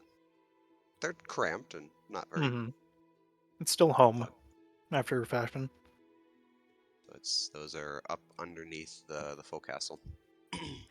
Also, just as Focus. a completely not, this is totally not relevant for any reason, I assure you, is Hildy's cabin above or below the waterline? She's down with the crew. If she's part of the crew, she has a hammock with the rest of the crew, Okay, good to know. which is, I believe, down below next to the hold. All right. Yep. Well, then who's got Elton's old spot? We leave a place open for him. A solitary being lies on the pillow. It's like the prophet Elijah at Passover. Honestly, You leave the when porthole open just in case. it's honestly probably got, some cargo in there, or other things are stored in there, personal belongings, whatnot. It's when they don't have actual people staying in the cabins, they're used for storage.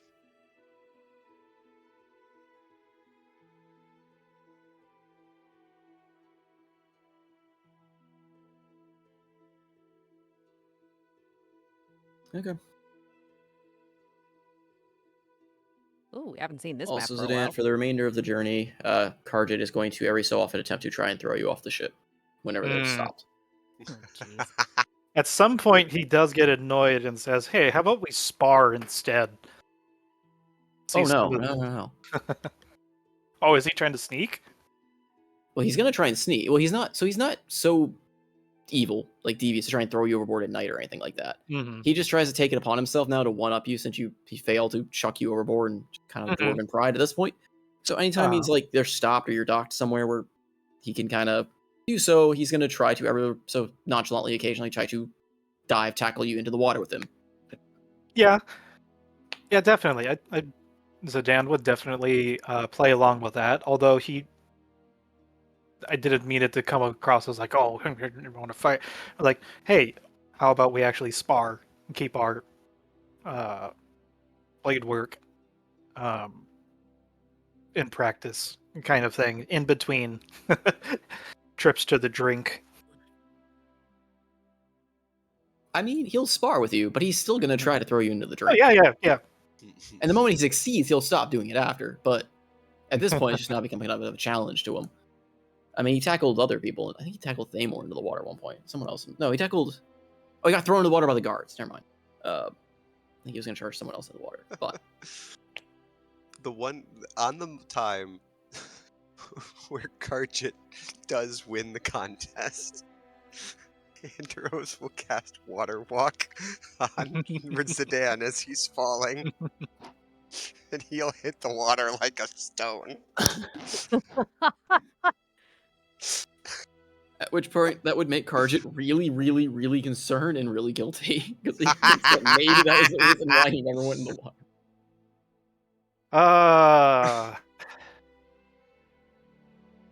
Hey, look! This wardenship can walk on water! He is a god after all! Oh, Jesus.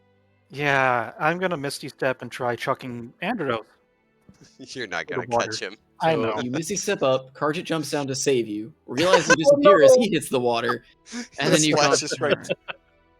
Hildy looks horrified.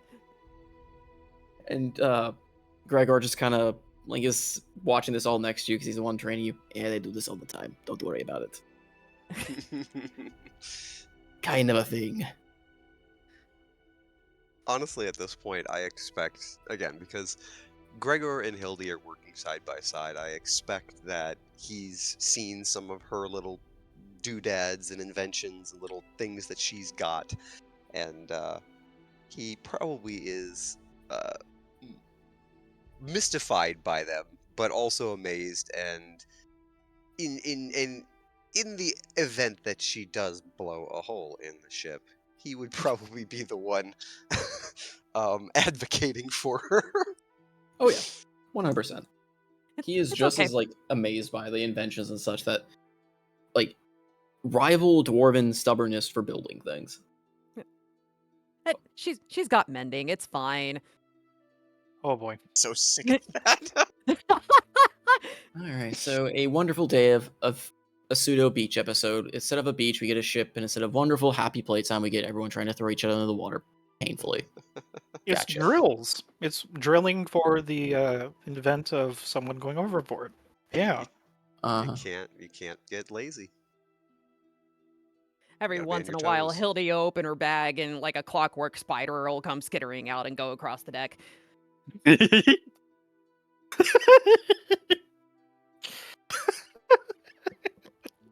That's funny.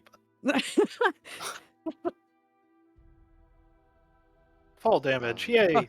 Oh, what? Oh, okay. Wouldn't be too far of a fall. This isn't that that large of a ship.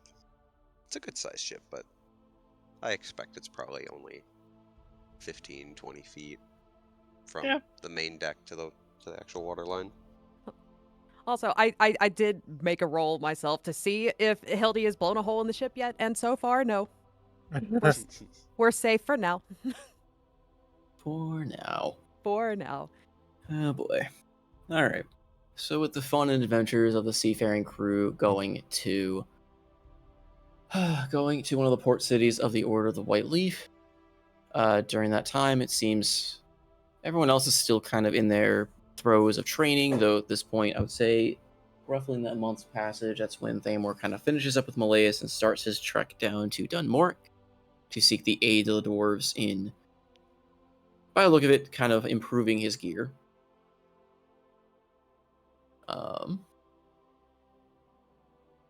During that Thamor? time. Right, Thamor? Yeah. Yes, it would be. He would be going down and improve his gear with the dwarves. Okay. And we can talk about that later as far as the actual results of getting those smith. However, you get the exact same message that Andros got as far as when you kind of inquire as to who might help you craft this. You get a wonderful single sentence parchment that just says "ring the bell."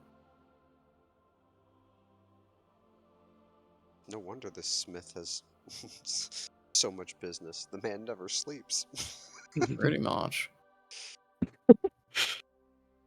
Dude, Wait, is this the same Classics. Smith that we're talking about that I got my halberd enchanted from that keeps asking people to ring his bell? Yes. Mm-hmm. That nearly decked you with a hammer because you tapped him on his shoulder. He has a very big sign that says, "Please ring the bell." To which I don't think anyone actually did ring the bell the first time, and he nearly hit 2 party members, so. Please tell me Thamor hits him in the back of the head. I take the ring his bell. I'll say Hits him it. with the... Oh, well, you won't get any gear crafted that way, unfortunately, No, but... I definitely. And also the universe somewhere, Thamor push attacks the bell. But this time, yes, he rings the bell. Never gonna be doing that. So yeah, and now we can go over the modifications made to that, and as well as the other thing we can explore as well. In exploring the Undercity runes, you'd be assisted by Redrick in doing so. He kind of Yay! lives down in the Undercity runes. Redrick. But I don't think Redrick liked Thamor. I don't think he liked I don't it. think either. That's fair. because Redrick also remembers that Thamor was the one who looked into the scrying bowl and nearly petrified himself. That's Nothing right. ever happened. I was superior. You got partially turned to stone. Just my own calcium. Yeah, solidifying. It's too superior. So yeah, but he would It was the explore. first manifestations of his godhood serving ploink. But even Redrick would be kind of curious as to how you know about these runes because it predates even his existence down there. But you do find that there are flags and banners that are vaguely familiar to you of your old kingdom, as well as the housing structure seems familiar, but you don't know how it ended up here. So, The roll 20 is still on the ship. I mean, it's not a huge deal. There's nothing to really show for that necessarily, unless you want to just the map of Dunmore again. Oh. Okay. And then kind of bounce around. So then, Seabreeze, during that time, you are still training, learning the art of the Blade Singer from Treble and his pupil, but you're also starting to learn more and more about the city of, or the kingdom of Tales of Mir as well while you're there. You don't know who Pele is, so unfortunately that meeting is a little bit missed, but you do get to learn about the city, and you kind of, again, you hear a lot of tales and stories coming from the different people as you ask around, and even Treble will tell you too, because it's been part of his task of the ousting of the cult that had kind of infiltrated the different houses. And that's been brought about by Pele, who now actually leads the house of Cursed Steel. Interesting. So you get to learn about that, as well as you get to learn the plight of Trouble, who has to excuse himself from several lessons because he gets a more or less notice that the king is once again wandered off. Oh, I feel bad for this person. Oh well. Yeah, you get the feeling that he's very exasperated. Like, he's a very dedicated member. He's a very talented warrior and blade singer, but most of his time and talent is spent literally trying to chase the king down, and yet still stay at a distance because the king really likes these outings. So, Oh my god. It's so. yeah. Do I get any auxiliary assignments just clearing the path in front of where the king might go? Basically, yes. While you're there, part of your training, and you get that this is not actually part of your training, but mostly just to help him alleviate, is literally he'll tell you to please just go ahead. He's gonna probably go over here. Make sure nothing tries to kill him. These bandits over here need to leave. And, this monster over here needs to go in a hole for a minute. He's wandering off to this part of the city again. Please just keep an eye on him. Make sure that no one tries to mug him because he's dressed as a random old lady this time. Just make sure no one mugs him. Now the real question is: does the King of Telmavir have a higher stealth modifier than Seabreeze? No. Negative. Most of the citizens actually know it's the king. In most of it. It's become almost a tourist attraction to an extent of those outside that try to catch a glimpse of the king, who thinks he's being very crafty and disguisey and switches it up, and he's still not very good at it. This is incredible. I'm getting Secret Service training. Kinda. Go on your resume. You have to worry about so much, but he's just kind of at his wit's end of he's gone again. God damn it. Okay. Please just make sure no one tries to rob or kill the king. This is what he's currently disguised at. He's wily. He's old, but he's wily. It's actually not an old king. He's actually a pretty young king. But yeah, he's Why did you give him that mask of many faces? That was a mistake, my friend. It's just a mask. It's I was gonna say, yeah, it's right. not even a mask of many faces. It's just a mask that he thinks is a mask of many faces. It's one of those dramaturge masks that's just the smile or the unhappy or he just switches them out. So he's got a relative who is in theater, and he gets them to sneak out and borrow their theater masks and costumes. Mm-hmm. He secretly pines to make a House of the Arts theatrical performances. That's what his true calling was, but here he is as a king. But no, he goes out and he got and the funny part is he doesn't go out to really do anything crazy. He just goes out to almost, it seems like he wants to just be play the part of a commoner. He goes out and just kind of wanders around, spends his time sitting on a park bench or equivalent, just literally day-to-day normal mundane things, and he seems so happy about it. But causing a nightmare for all of his guards.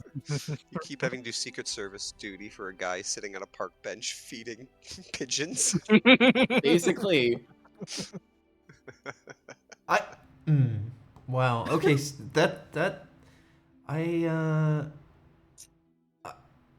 wow, there's too many thoughts coming out all at once, but that's definitely a whole game unto itself. That seems amazing.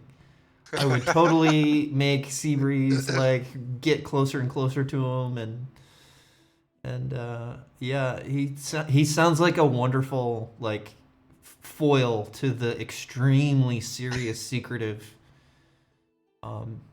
faceless, and in particular Seabreeze. That's that would be cool. And it serves perfectly well for that, and as well as it kind of serves as the same mentality of, you kind of see that inner working of what Telmavir really shadows in that regard, because the houses do have a very strong traditional it's the Elvish long-standing culture kind of deal, and a lot of power resides in these things. So the king, as you can probably tell, just from watching him, seems kind of bored of that. He just wants to be normal. That seems like super feudal Japan,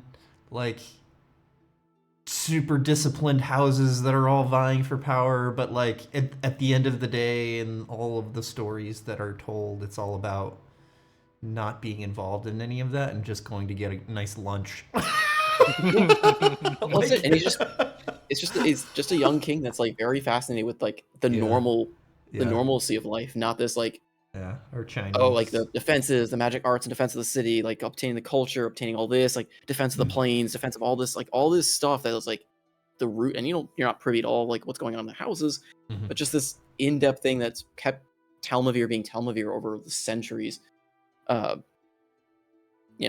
He just kind of wants to go out, get a nice lunch, take a stroll, see what people are doing, see what the smith is doing, see what life is like, and like I said, causing a major headache for literally his entire house. But well, if there is ever an occasion to mistakenly get a little too close and come out of disguise, that would be just fine with me. And he sounds like an amazing NPC.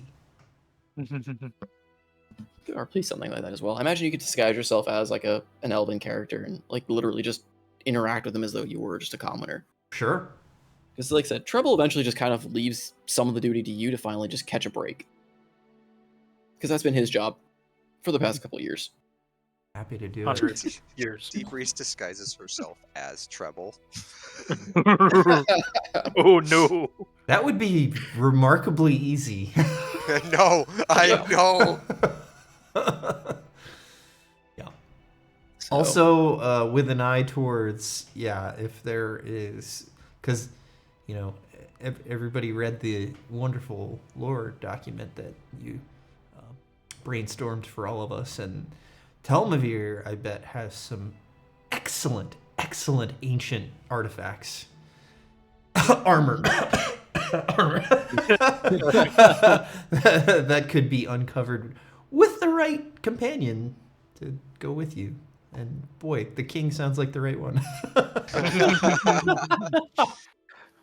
Oh, the scary part is if you suggested this to him, he would probably be all for it, and you would cause like a major headache to travel.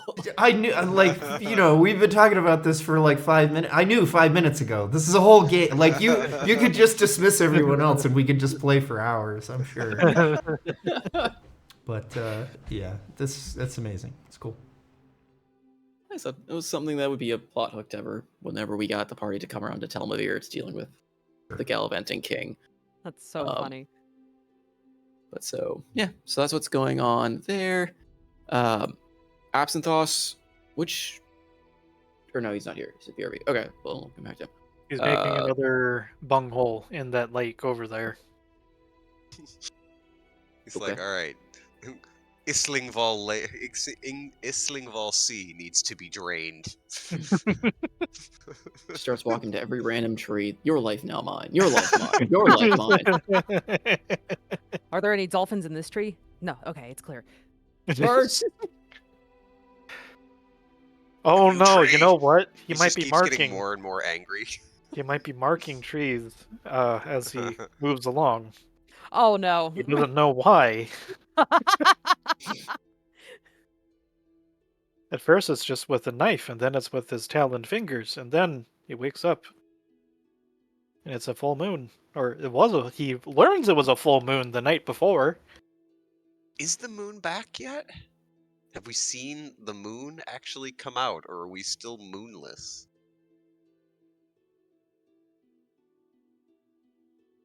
I never said the moon was gone. I said it got smaller in size and it seemed Oh, it faded. gets smaller. Okay. It still exists. Like that would, I mean, magic aside would make the tide system go completely haywire.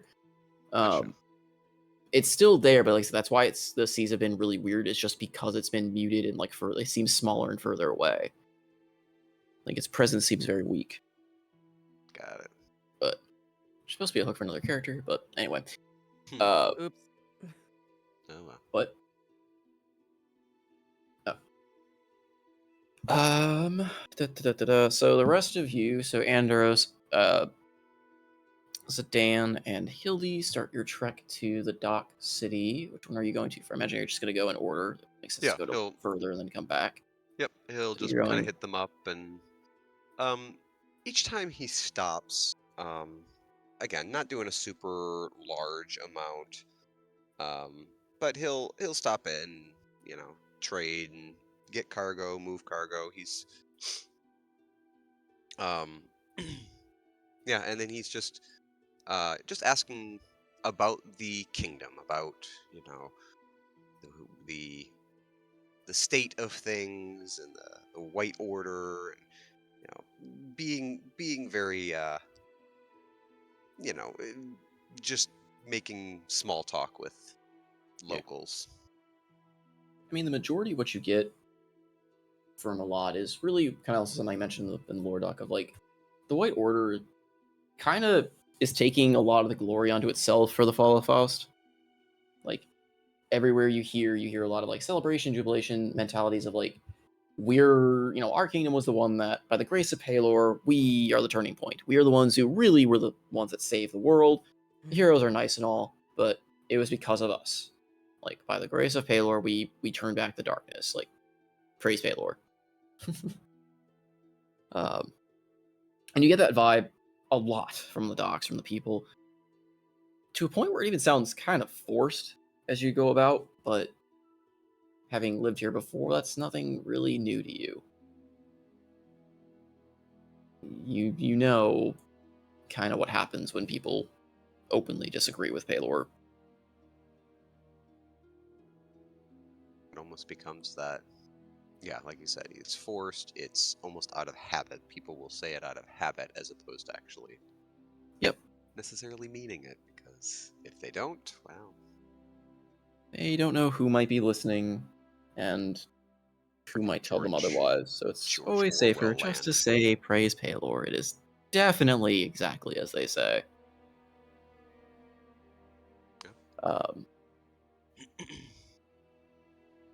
But do you go as yourself, or do you try to disguise yourself at any point? He'll probably wear a cloak, keep himself kind of, somewhat obscured.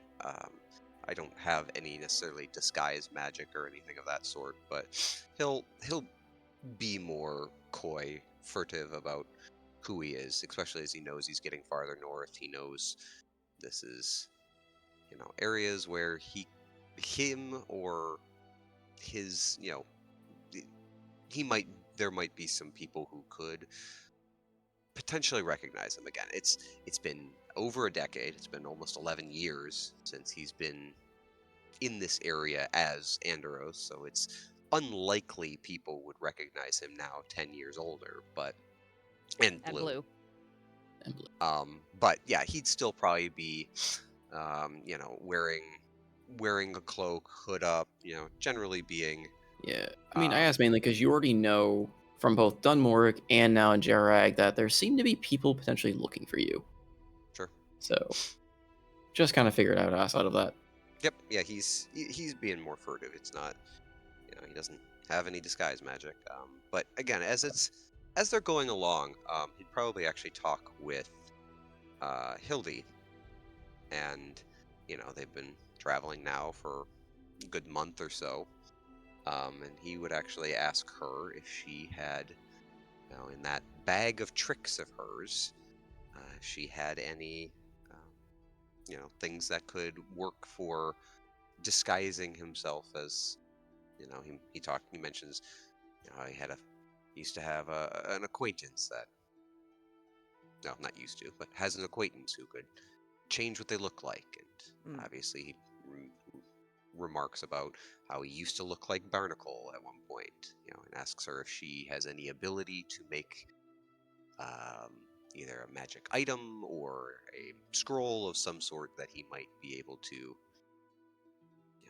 disguise Oh, himself a little more, because he explains that he's planning on taking a little bit of a pilgrimage to the capital.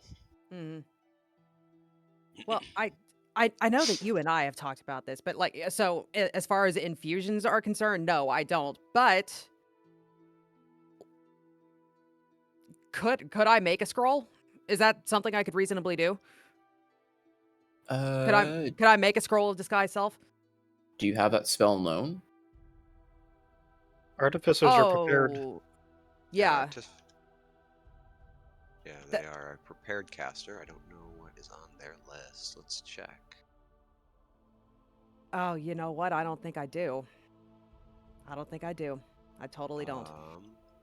Let's see here. Disguise self is on the artificer list, as is alter self. Oh, is it? Yeah. Okay. Yeah. They I don't know they why are it's missing both on from my there. list, but okay.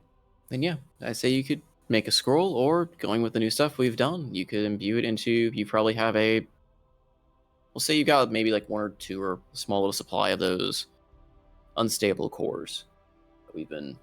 Yeah, but we've been talking about how that would take a little bit of priming for it to actually stick. So I think that, just for Okay. safety's sake, I would probably just make the scroll at this point. Sure. Yeah. Scrolls So, plural. Yeah, Andros would, though, he would definitely mention, if he mentioned that you've got, this ability to make it something, more on command, as opposed to it just being a one-time thing, he'd definitely be interested and, would yeah, that's task you with making one. sure. Yeah. Yeah, that's something that you would be willing to work on. But it But would probably take a little while of casting Okay. it multiple times yeah. over a We couple can- weeks. We can go with the scroll for now, for sake of the immediate. Sure.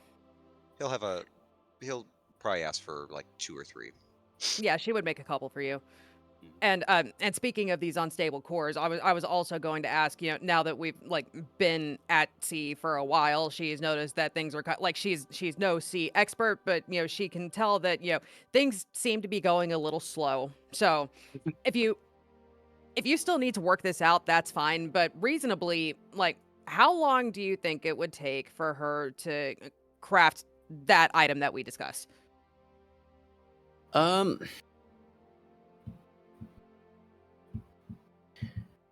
Because I figured, and maybe just the way it played out was a little bit different. I figured you guys were going to stay in the dock at Jarag a little bit longer for you to to get material for it. Well, because she probably would have, like, on her way out, she would have grabbed shit, you know? So, I mean, I don't know, what she would need to have on her in order to facilitate making this thing, but Uh, let me, I guess, but she sort that would. out a bit. But Sure, that's Yeah. fine. That's fine because figure how that would be. this is something that she would be working on in her spare time, you know? So, Yeah, I mean, we could like. My guess is it would be like a prototype you build first that may not work perfectly or be like semi-functional until the group gets back together and you get a chance to actually get proper materials from like Jirag or a major city. sure, that's fine. Mostly in the like sense of like correct cores and correct components. Okay. I figure the ship again when Andros is making his trip inland. I don't know if Hildy or Zidane or anyone would be coming with him, but um, the ship's probably going to be staying in Evenstrand, probably close to a month as he travels inland and spends a little bit of time in the capital, and then Yeah. obviously starts probably heading back after that. But Yeah. Hildy would probably go. The Oh, and also I think that now that she's equipped you with some, like, do we want to say alter self, or like she's giving you these scrolls, just in case to like give you a little bit of an edge, she will infuse his like this has a suit of armor or robes, but I would assume that, this would, work with just, the clothing that he has on. I would like to infuse his robes, for lack of a better phrase, with mind sharpener. ooh, yeah, Now that'll be one active infusion, but this is mostly just because, it's concentration, even though it's a scroll. So just in hmm case. yeah, I like it. Okay. if Andros is all right with Zidane tagging along, then he would accompany you. Yeah, he'd be okay with that. Yeah, this is as far north probably as a person can get as far as the rest of Thormere. So Zidane would decide this is where he would start his holiday, so to speak. The capital is as good as any place to start gathering information. Okay. Yeah, this Dangerous is. capital to gather information in, but, Mhm. Yeah, at this point we are into the month of Merkel, so this is May. So spring has dawned. There's not the snows are probably receded at this point. Things are looking green.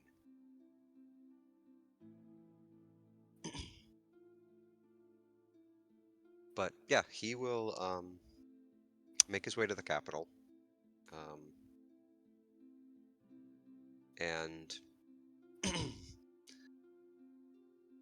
he would be pretty tight-lipped as to his purpose with Zidane, um, until probably the day they are arriving at the city. And when he gets there, he would explain to Zidane. He just turned to him. Right, I'm gonna separate from you for a bit. I've got my own errand I want to run.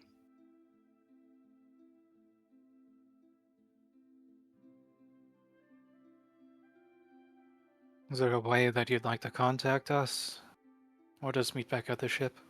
Or, no, I don't say it back at the ship because it's God knows how long away.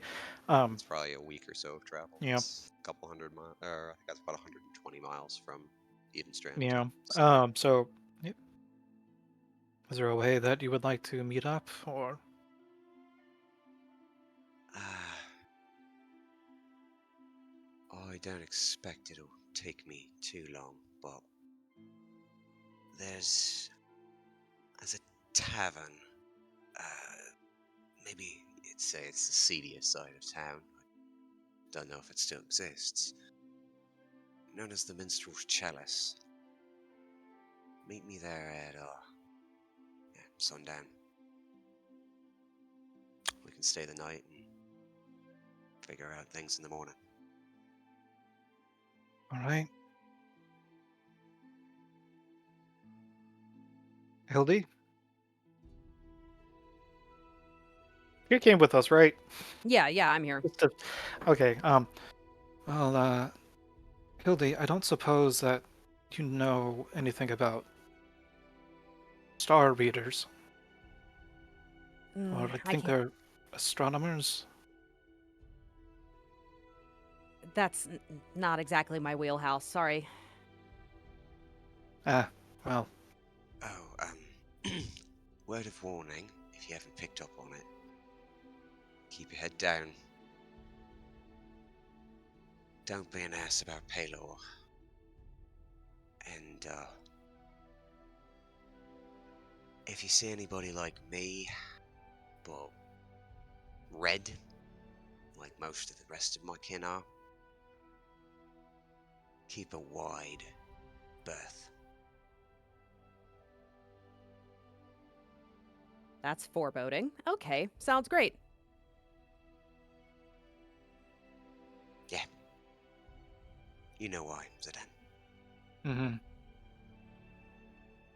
And with that, Anderos will pull out the scroll and cast Disguise Self on himself, and he will assume the form of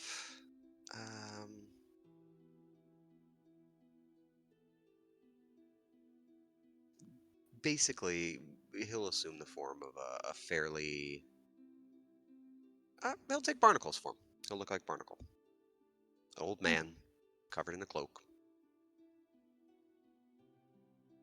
And head into the city. And Zidane just goes around trying to find out people that might be knowledgeable of the best spots in Stormir or reports that might be good to view the stars from.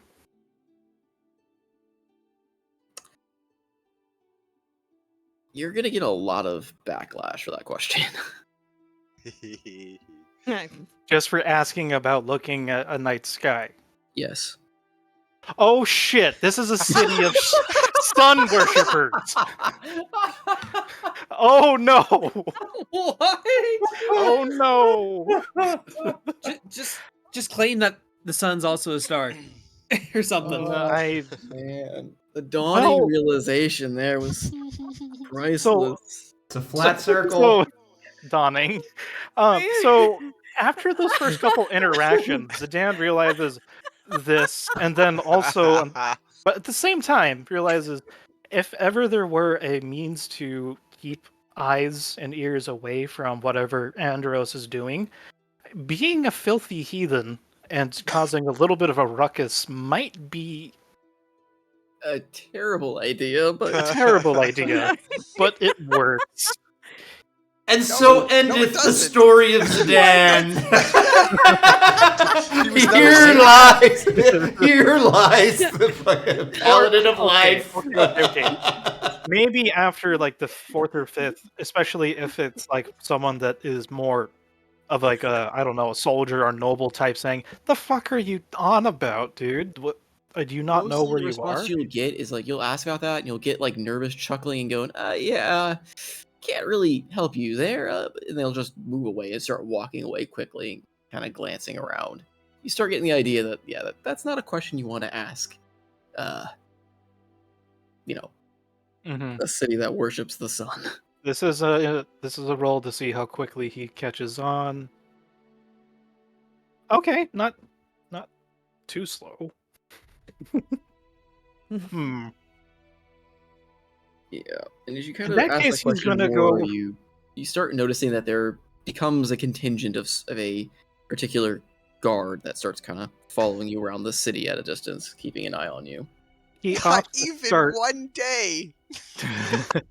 He opts to instead get travel supplies and paper and Best journals. spy ever. Okay, guys, he's green. He has to worship the sun. Uh-huh. Actually, Anyways. that's true. Yeah. He just stops in a park somewhere and just holds his arms up and photosynthesizes. Look, guys, I worship the sun. I promise. He's eating our god. Kill him. No, merely basking in his radiance. He's consuming the Lord. Pitchforks, everyone. Pitchforks. Anyways. Get your torches here. transubstantiation here. Anyway, so while Zidane is getting himself into almost a mess, Andros, you hit up the Minstrel's Chalice, or do you go somewhere else? He is moving fairly furtively, just kind of walking around the city. He's visiting places that he used to know. Obviously, he would probably stop in at the Minstrel's Chalice. Again, it's early time of the day, so I expect it's fairly empty, seeing how it was more of an evening tavern. But yeah, he would stop there first. Yeah. Just glances around. Oops, ignore that. Sorry. I assume it's fairly the same. I don't know if it's changed much. I mean, is it still there? It's still there. And it's, yeah, almost nothing really has changed. Really nothing in the city really has changed as far as, like, the general, feel and structure of it, apart from, the new gallivanting of we kind of defeated Faust, we're the best air that seems to be all over the city. But everything else feels very much the same. The same shop seems to still be there. The same bars, the same places. Yeah. He would start making his way toward the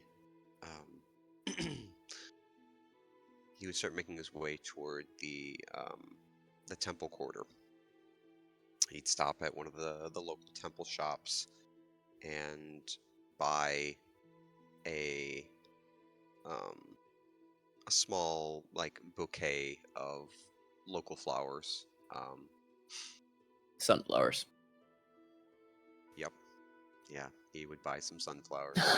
Sorry, that's the first thing in mind with a Uh, sun worshipping city is sunflowers, but And he would then make his way toward to the main temple and find a seat at the back and kind of wait for maybe one of the priests or priestesses to approach, and he'll sit and wait. waiting for Amara, I guess. Essentially, what would happen if something came up? He'd ask if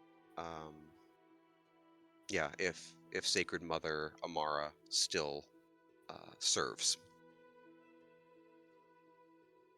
I mean, they would respond with yes, and they would give you kind of a curious glance, and they would just kind of sit there and point to the, I guess we'd not inner sanctum or the inner room of the temple, kind of the private room beyond, and say she's waiting there for someone. She said someone would be coming today.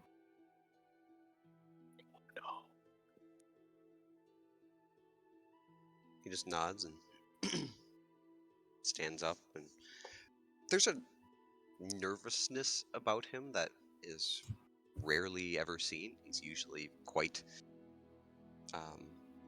brash and walks with a swagger. There's a hesitancy to his step as he heads forward and pushes. I don't know if it's a large door or a curtain, but he'll. It's a large door that kind of separates the two rooms, but inside is a small, like a small peaceful room with a ceiling light that has the lights rays cascading and refracting across several pieces of glass or mirror that are put very cleanly or very kind of cleverly across the room to refract the light's rays to make it very bright and very glowing inside this room. Very dazzling extent. And she sits kneeling in the center of it, facing a large statue of Halor. And yeah, he'll approach and kind of kneel a few paces behind her, and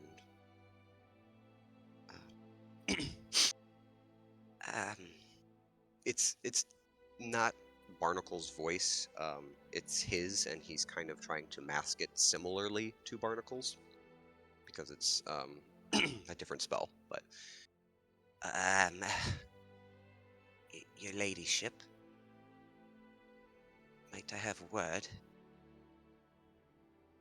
Is that what you've come to call me now?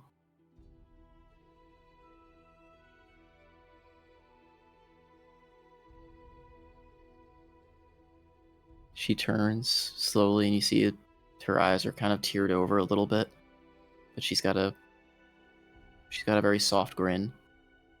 I thought I'd never hear from you again.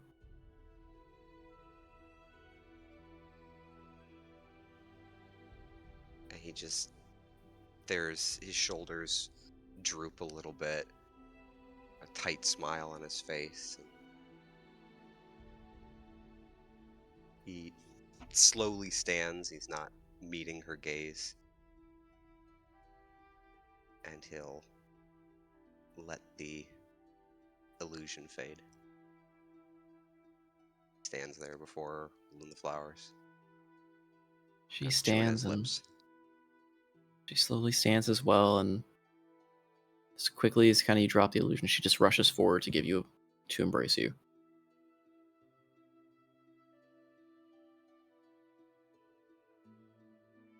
Freezes for a moment, and then yeah, he hugs her back tightly. Flowers kind of drop to the floor. Ugh.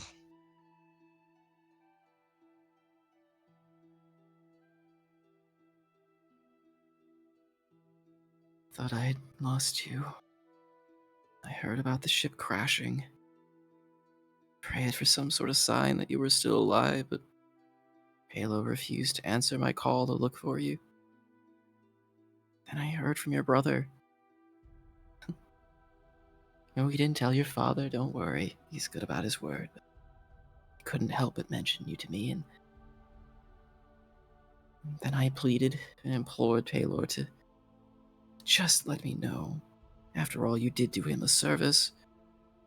And begrudgingly, he told me you would come. That, well, he wouldn't divulge who told him, though I suspect I know.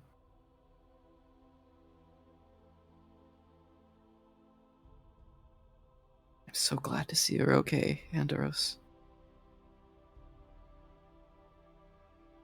It's yet to be seen, Mom. But I'm here.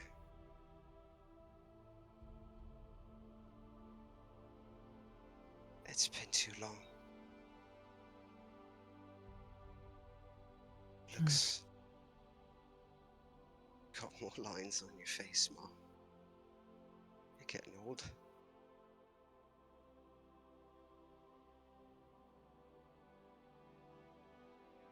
Those aren't from me. Worrying about an asshole like me.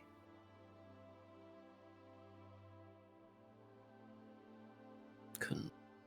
Sorry. Was it not coming through? I thought it was just really quiet. I heard it okay. Oh, you're looking old, Mom. I hope those lines aren't due to worrying about a pipsqueak like me. I worry about all my sons, regardless of the path they've chosen. Age is taking its toll, but it's the natural cycle. Though it does bring me some relief to finally see you again and well.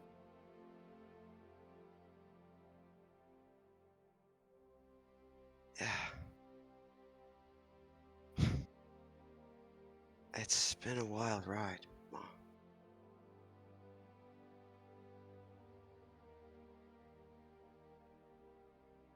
I can imagine.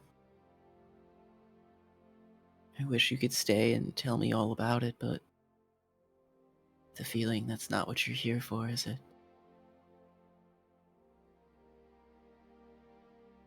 I don't think so. I ain't sure why I'm here, Mom. I mean,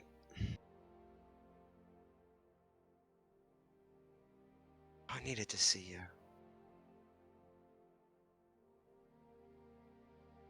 As a...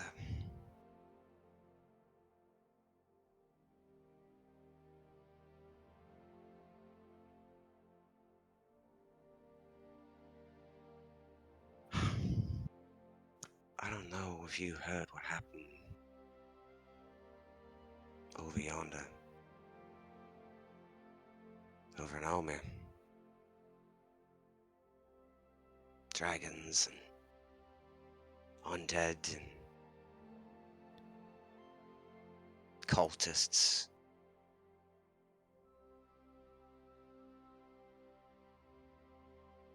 Well, it was a hell of a ride. I can't say I'm not fortunate to still be standing.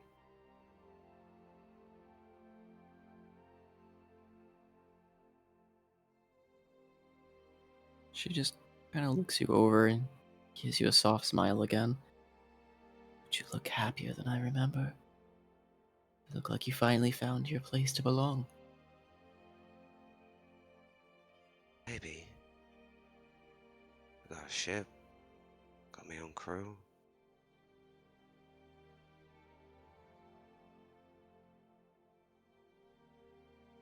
I feel like something's still wrong, Ma. Something.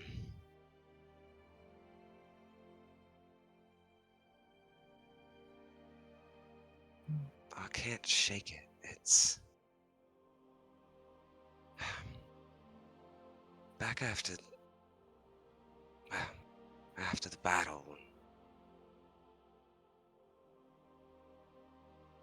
it all came to a head, I see there was this... A friend of mine fought next to her.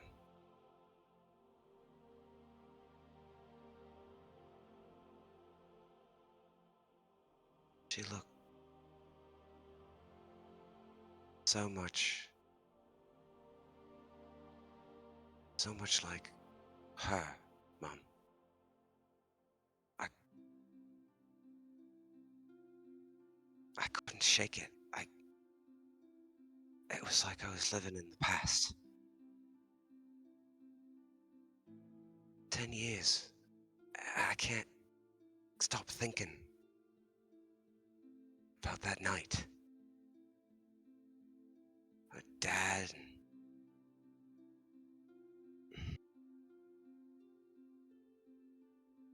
Hadrian on the war dragging her off.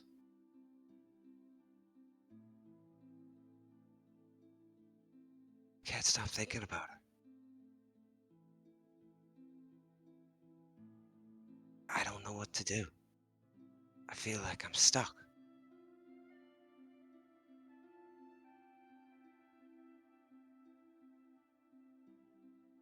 What happened to her, Mom?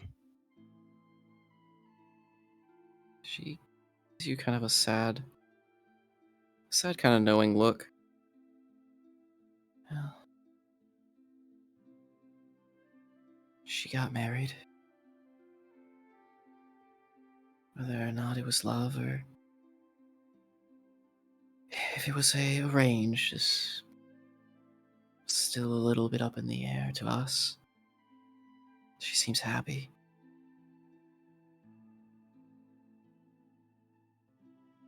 I don't ever expect to say for you to let go of the past. It's never really that easy. Nor does it make a lot of sense, but all you can do is move forward with others that support you, and you'll never forget the past. It'll come, but it'll be a little bit less every time, like the waves that rock your ship. First, it might be a storm that rages in you, but eventually it'll die down and gently remind you. I can't promise it'll ever be good, or that you'll ever fully recover, as it were. The gentle reminders that slowly poke at you, but you said you found a crew, you found friends. You've taken those first few steps.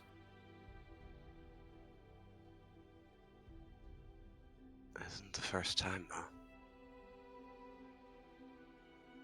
Nobody I ever lost gets the it right. crew before. Well, what's to say it's not going to happen again? I mean, you know what I am, right? Dad told you, right? Yes. Quite frankly, it doesn't matter to me. If you want my perfectly honest opinion in it all, Council can kind of suck it. She gives you a bit of a coy grin. Can't help but smile back. If you know Paylor as we as sisters do, they're never gonna take our word for it. Council will act as they always have, and maintain that it's always in the word of Paylor. If they could only hear the way he sighs, and it was even sad in his divinations. But they can't hear him. They only speak for him. Oh, the things they would say and do if they heard me say such things, but who would dare question a crazy old woman that is the highest priestess, Baylor? She just chuckles. There is no singular God. There must always be balances. And you, she just lifts kind of your chin up a little bit. Are simply that. Another piece in the greater whole. Doesn't matter really which God you serve to me, so much as that you're following the right, well, a good path. I don't want you catch you pickpocketing or put in jail for any stupid thing, obviously. No mother would want that, but Too late. Chuckles. she gives you kind of that condescending mother look of, really? Really? Wish I could stay and tell you, Ma. It weren't my fault, I promise. These damn things. Points up to his horns. Yes, they're divisive, but I always found them a little charming. Roguish, even. Ma, What? Can't call my own son handsome? I suppose. Though I wouldn't be your son if it wasn't for Dad. So I know what you mean.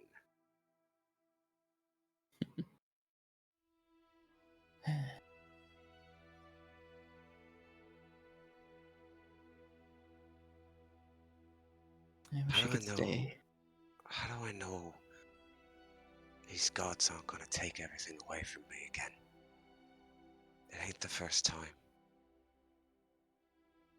I'm sick of it. I just want to be free, Ma. I don't want to serve fucking Palor or bitch in the skies. Fuck, even... well, Puddles, as I like to call her. I just want to be free.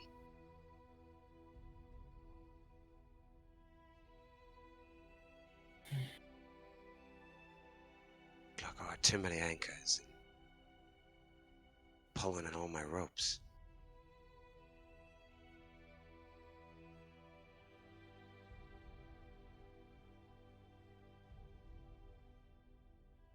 It is the challenge, isn't it? There's only so much that gods can really do. Despite what the title implies, I suppose.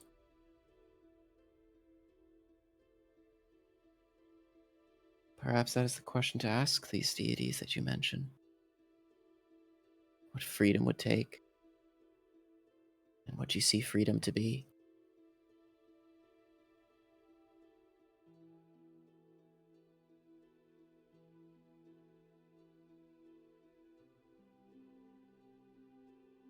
Are you free, Ma?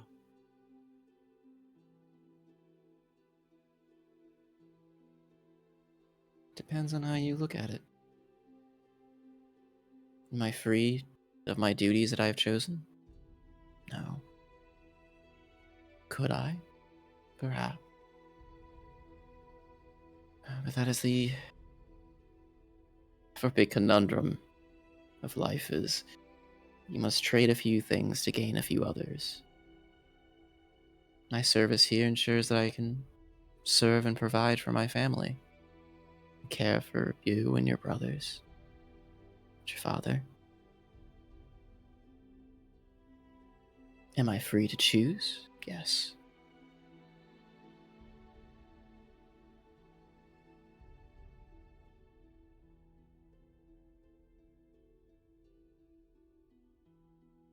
Isn't that I believe I am free? That I have the choice, and this is the choice that I have made. To live my life as I wanted to. It may not be as others wanted, or how you would envision your life.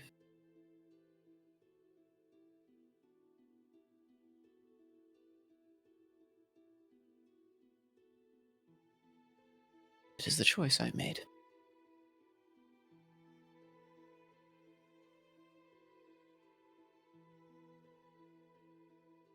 Yeah. I get that.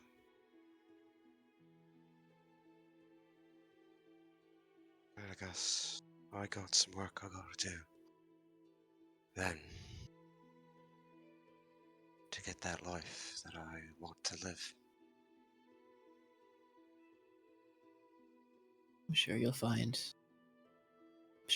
your way to get it.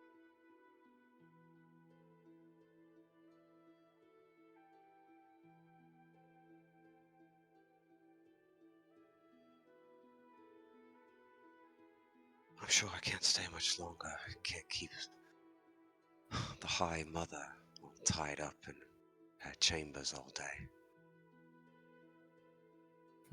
Wouldn't want Da walking in on us again, now would we? Oh, he doesn't come by here very often. His duties now have him very busy. The whole incident with Faust, was it? Certainly gave our family the standing and elevation he's always wanted. After all, it was your brother that led the charge, and they attributed him being there to my divinations, and, well,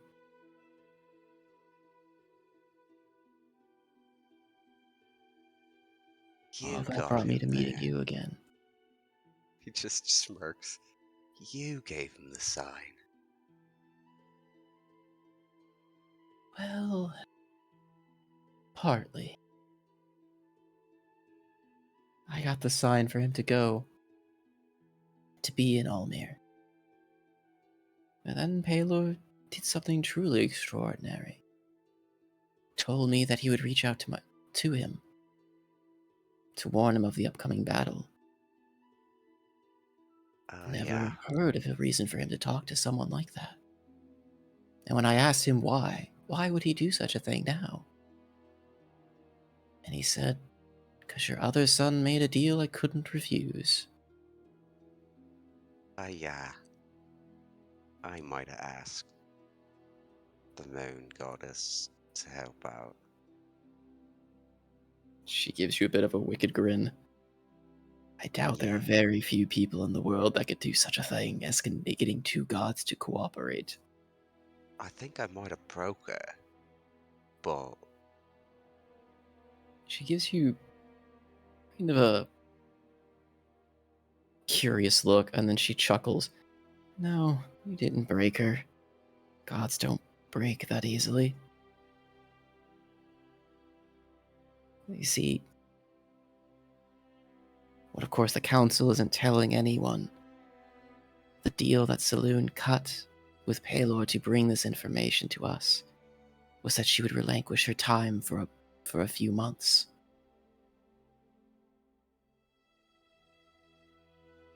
To give Paylor that little extra time in the day that he so desperately wants. To shine brighter than before. To be greater than the moon for a short while. She'll be back. I sure hope it's soon enough. Puddles is all mopey, and Puddle. sea ain't really working right. Oh, you mean for Yeah, a boy that's like to skip my sermons, you certainly have made a pantheon of yourself, haven't you? I didn't ask. It's- Those who do, or those who don't, tend to find themselves in the situation more often than not. I never asked to be a high priestess either, and yet here I am on a conversation basis with Cot Baylor himself. Well, Oh, I how the guess. councilmen wish they could have that privilege. Well, I guess I got your charisma and spades, Mum. Oh, I am truly sorry, my son. You hint the sarcasm in her voice. Yeah. Well.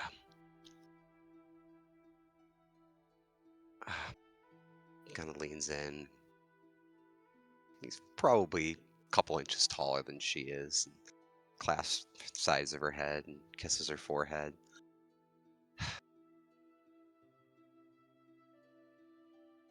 I miss you, Mum. Sorry it's been so long. Missed you too. Everything is gone. Bring you here again. And I know you're going to be okay.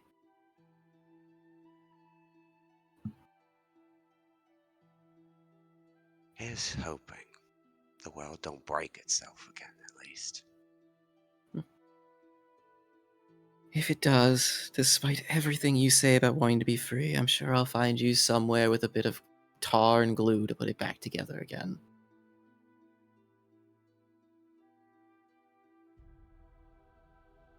You know I never liked doing that job, Mom. And yet somehow you always were singing to yourself as you did it. Ma, really? And she just giggles.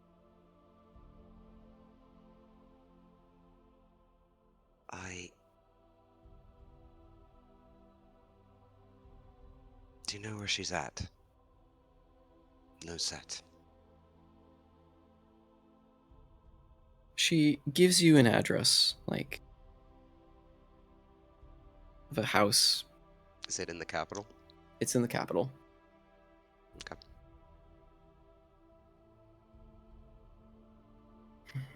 Try not Oh, to hang too long to the past. I think that's why I need to know. I've got to talk.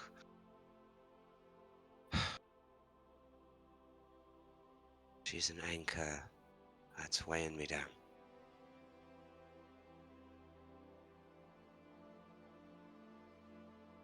Now I can't have something as wonderful as she is.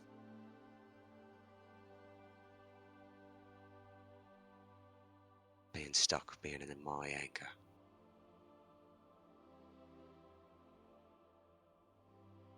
Perhaps. Go what you need to go do then. And lift your anchor, and if you're able, I wouldn't mind saying goodbye before you leave once again. I'll be sure to stop in. Might be a different face, but Oh, I will always know it's my son. what gave it away? Besides the divination that I knew you'd be coming today. Fine, cheating.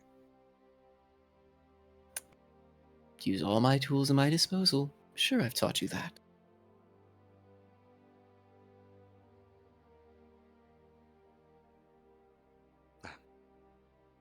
I promise I won't be gone for another decade.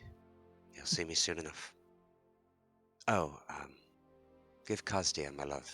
I don't know what she's up to, but I'm sure she's singing and dancing somewhere. I will. If your brother hasn't already told her first.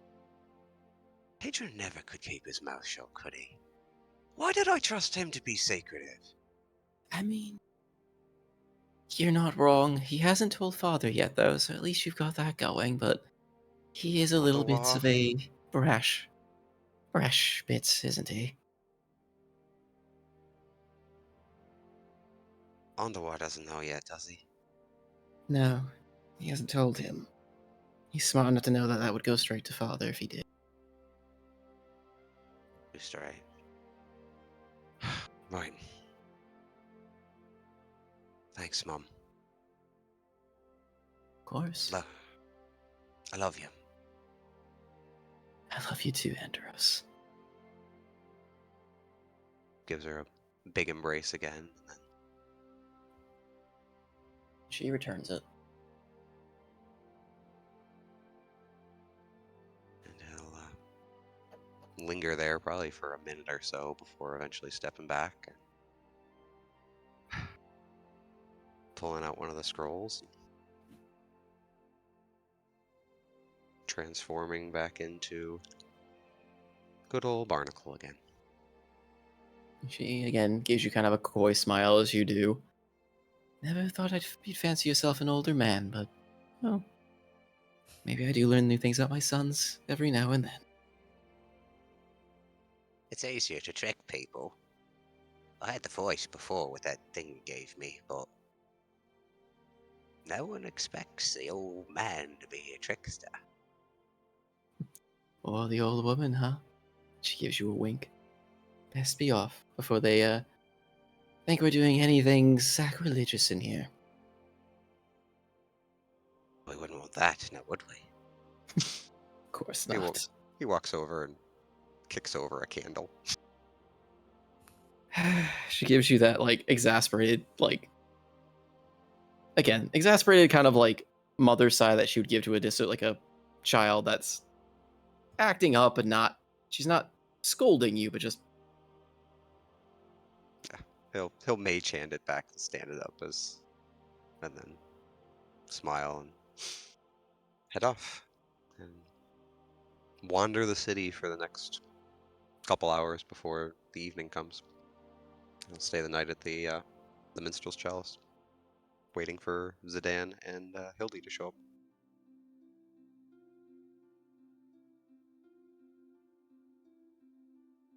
up. He's not ready quite yet to have the conversation. Tomorrow, he will have oh it. my. I think that Zidane, after having found out very quickly how stupid his earlier attempts were, he probably already paid for 2 rooms, 3, and just sitting down to the center with dinner. Yep, he returns and he is he's very mum. It's a uncharacteristic quietness about him that neither of you have known for him to be. Normally, he can't let silence linger in a room. And he is not. He is allowing it to linger right now. He's deep in what you can only imagine is thought.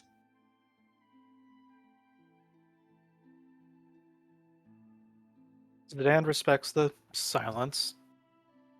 He's never pried about why we're here, but he does know a little. And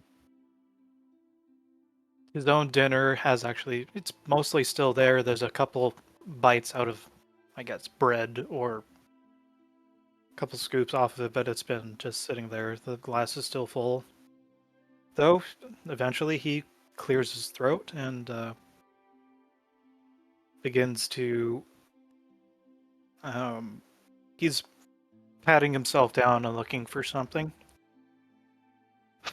Andros, I think tonight or tomorrow is when I need to part ways with you. This is as far north, I think, as I need to start.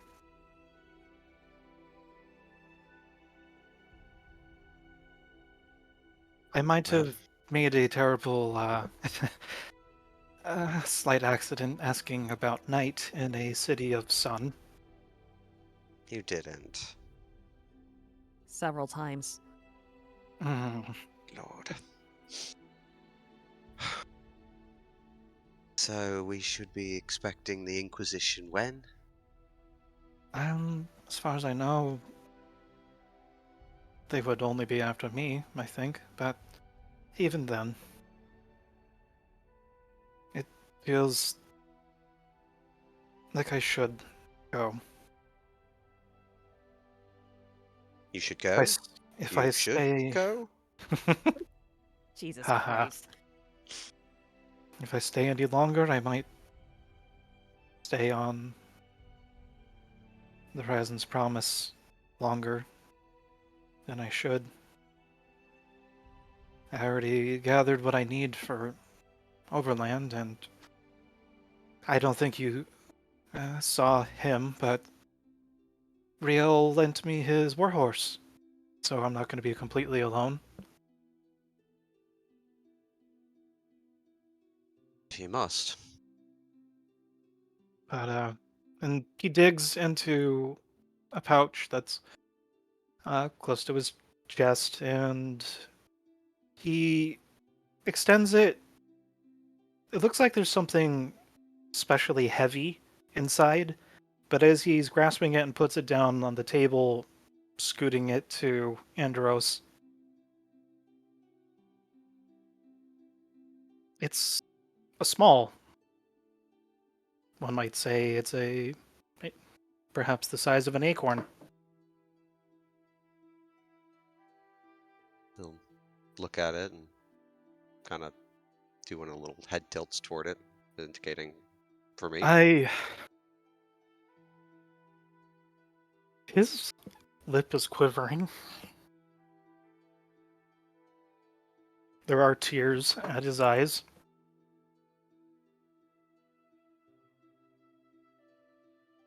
Could, Nah, could you you hold can. on to this for me? Just in case I.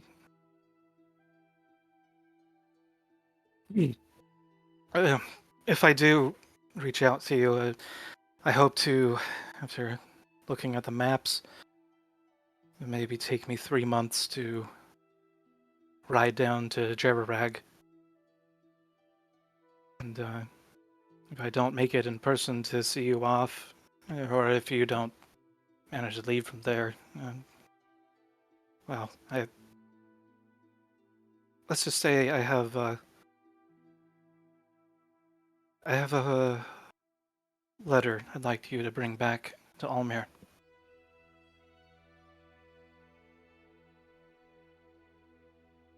You don't have to leave, Sedan.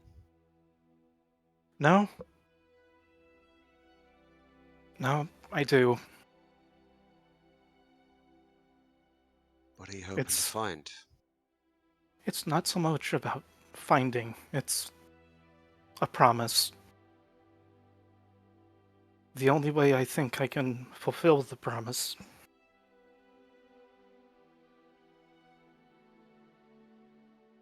Because I think that there is only There's only one chance.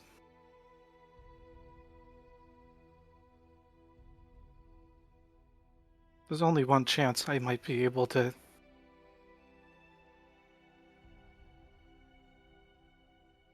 quiet and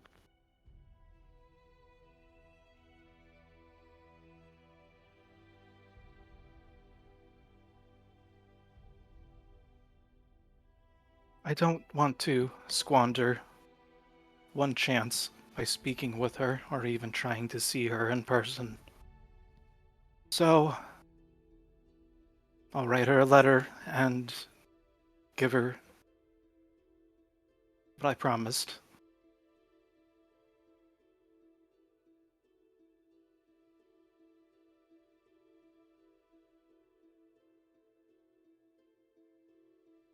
That's what you want, Sedan.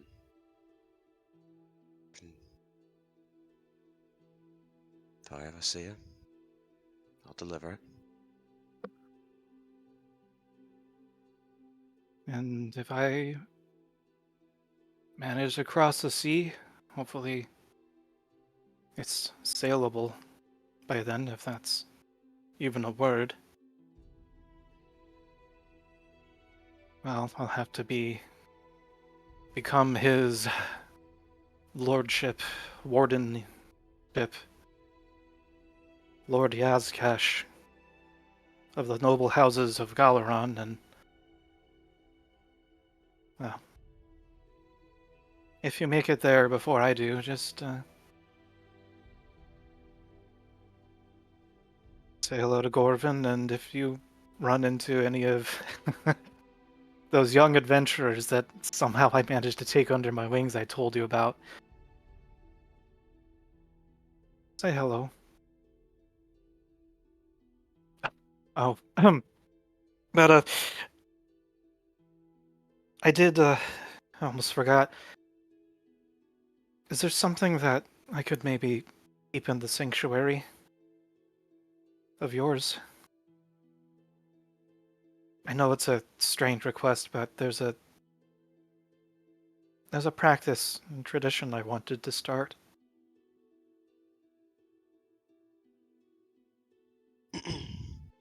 It's the thought that if any of you left at least one small thing behind, then there's always the chance you'd come back and see each other again.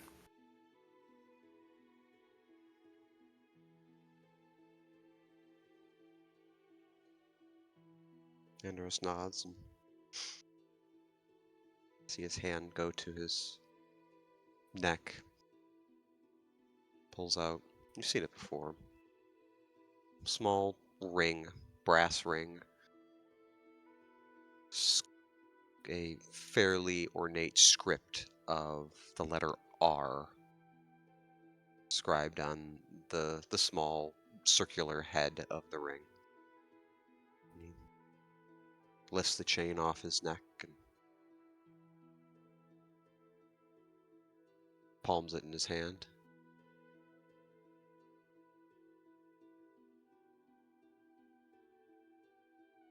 He's blinking, surprised, the question on his lips.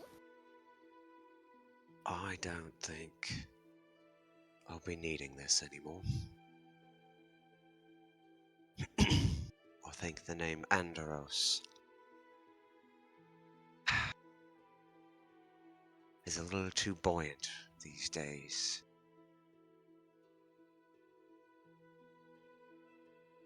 Yeah. Hand of it. Yeah, and he accepts it, hand palm up over his uh, article. He's trying to exchange. I don't know if that will open any doors for you, but my family's... Well, the name Roshan is well known in these parts, at least. I don't know if you'd be wise using it.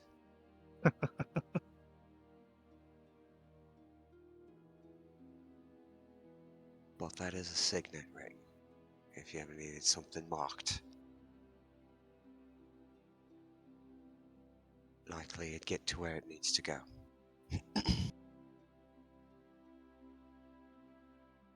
Well, if I ever find where I might use it, I'll hold on to it all the same. Although this, and he takes the pouch and he shows, and it's the acorn of the mantle. Very similar to what has been growing all over his twin keys. And if Zergs, are you trying to make me a warden?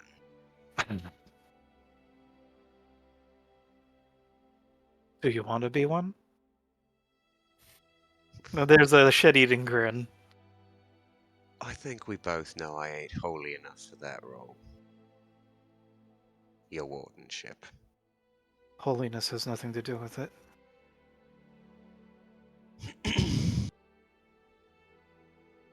But I just recommend that you not actually plant it. I learned from Malays that it still has a power.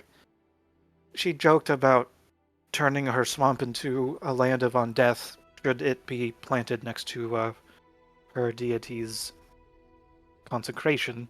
So, just small note. Okay, well then I won't use it. I'll just keep it in my pocket.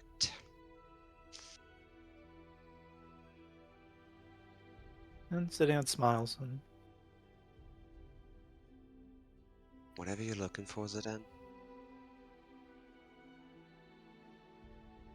I'm fairly sure it ain't out there. You already started. So, Pipsqueaks, you've been training? Town? What was her name? Marissa? mm, You're getting it, Zidane.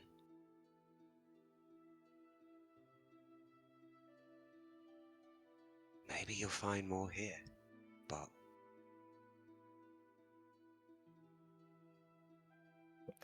Warden's gotta be about life, right? Can't run from life.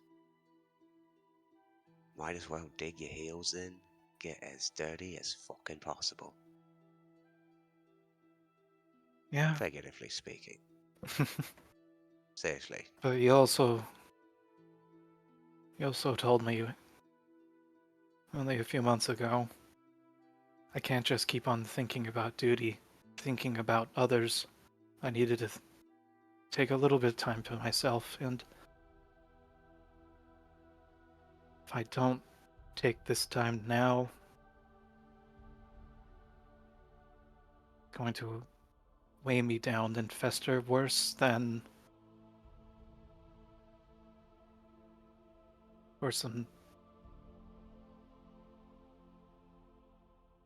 I get it.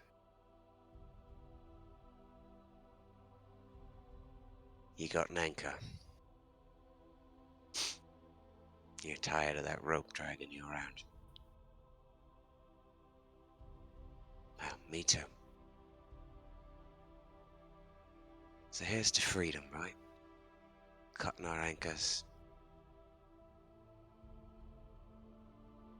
Finding a new lease on life. Smooth seas, wind in our sails.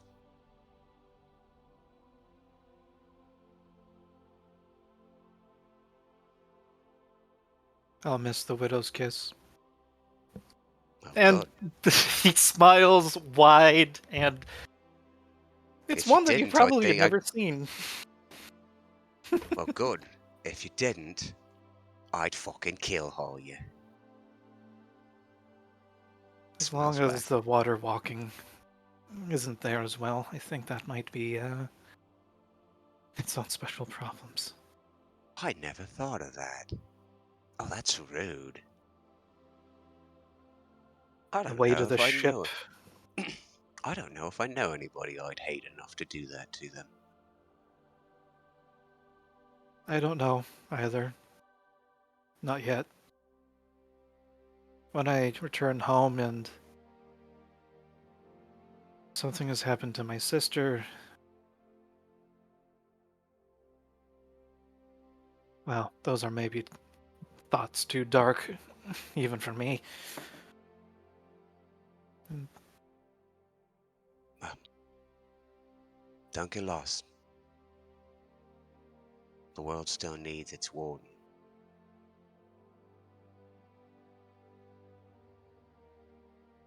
You're just starting to find yourself.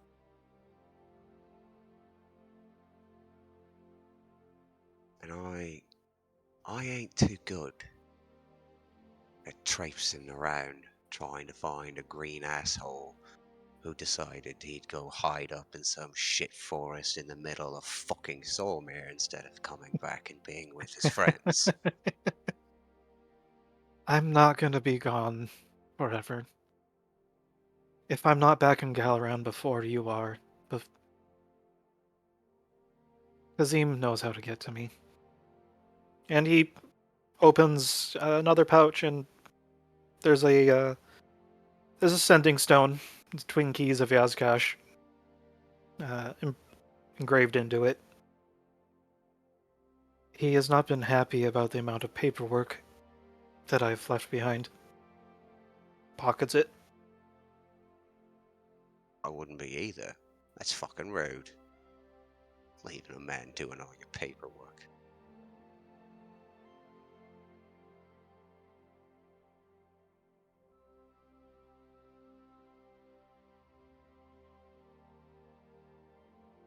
It's getting late. Yeah. We'll say we go get a old drink, hear a bit of lively music, call it a night.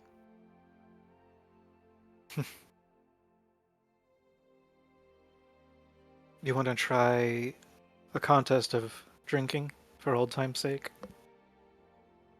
There's a twinkle in his eye. You know full well who's gonna win that. Zook, you know full well even I can't keep up with you, you scaly, cheating fuck. Hmm.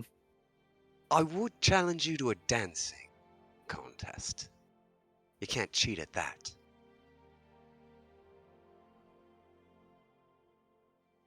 You know what? Sure. But I pick the girl for you. And smiles. As long as she doesn't have, he says, but then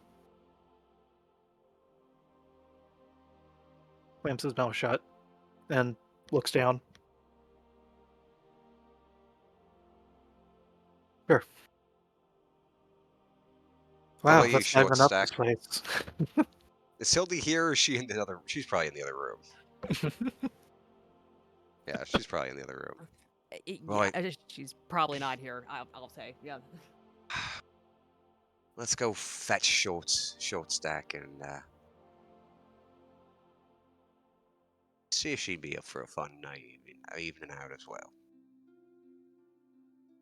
Just be careful about finding any other curses to break, or else you might have to add another member. Although,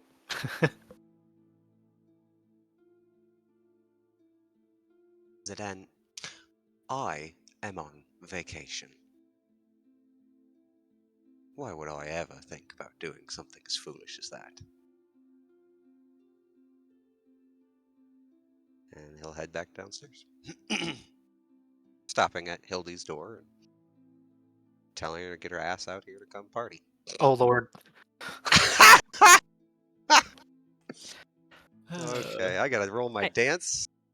Hey, you don't know how we party in Jerry Rag. It's a blast. Oh, Ha ha ha ha ha. I'm sorry. 23 on mine. Of course. Dirty, or yeah. No, a natural 23. I'm sorry. I got special dice. They're my uh, dancing dice. They go from 20 to 40. Whatever problems Zidane had and he was thinking too hard about, they are completely replaced. So I just rolled a natural 20. Yay! Oh, all right. Andros hands over his title of Lord of the Dance. And, I don't know. She probably doesn't beat my 23 though. I don't have I have 0 performance. So Zidane, you start moonwalking, which further That's garners the ire of the dangerous. guards. Oh no. Oh no, moonwalking! That is a No! band. That is a banned dance in Sunbreak. There's a record scratch. You could say he's a smooth criminal. oh, They're just green with envy over these sick moves. what is happening? Goblin. That's Okay. So, Goblin mode. yeah, in the morning, Zidane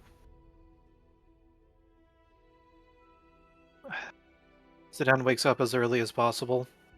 He summons his steed, and without further ado, he rides southwards. All right. And eventually he places the signet ring that Andros gave him on the nightstand in the sanctuary for camping outside of it under open night sky. So And you eventually, built a door frame out in the open. no, the sanctuary summon. You just Then put it on a tree eventually, somewhere. hopefully, the letters make their way to Jerarag and also into Andros's hands, and from there, who knows? Okay. He's got a letter. It's actually more a those oilcloths, the satchel with 2 other sleeves. I'll get those to you after No rush. after tonight.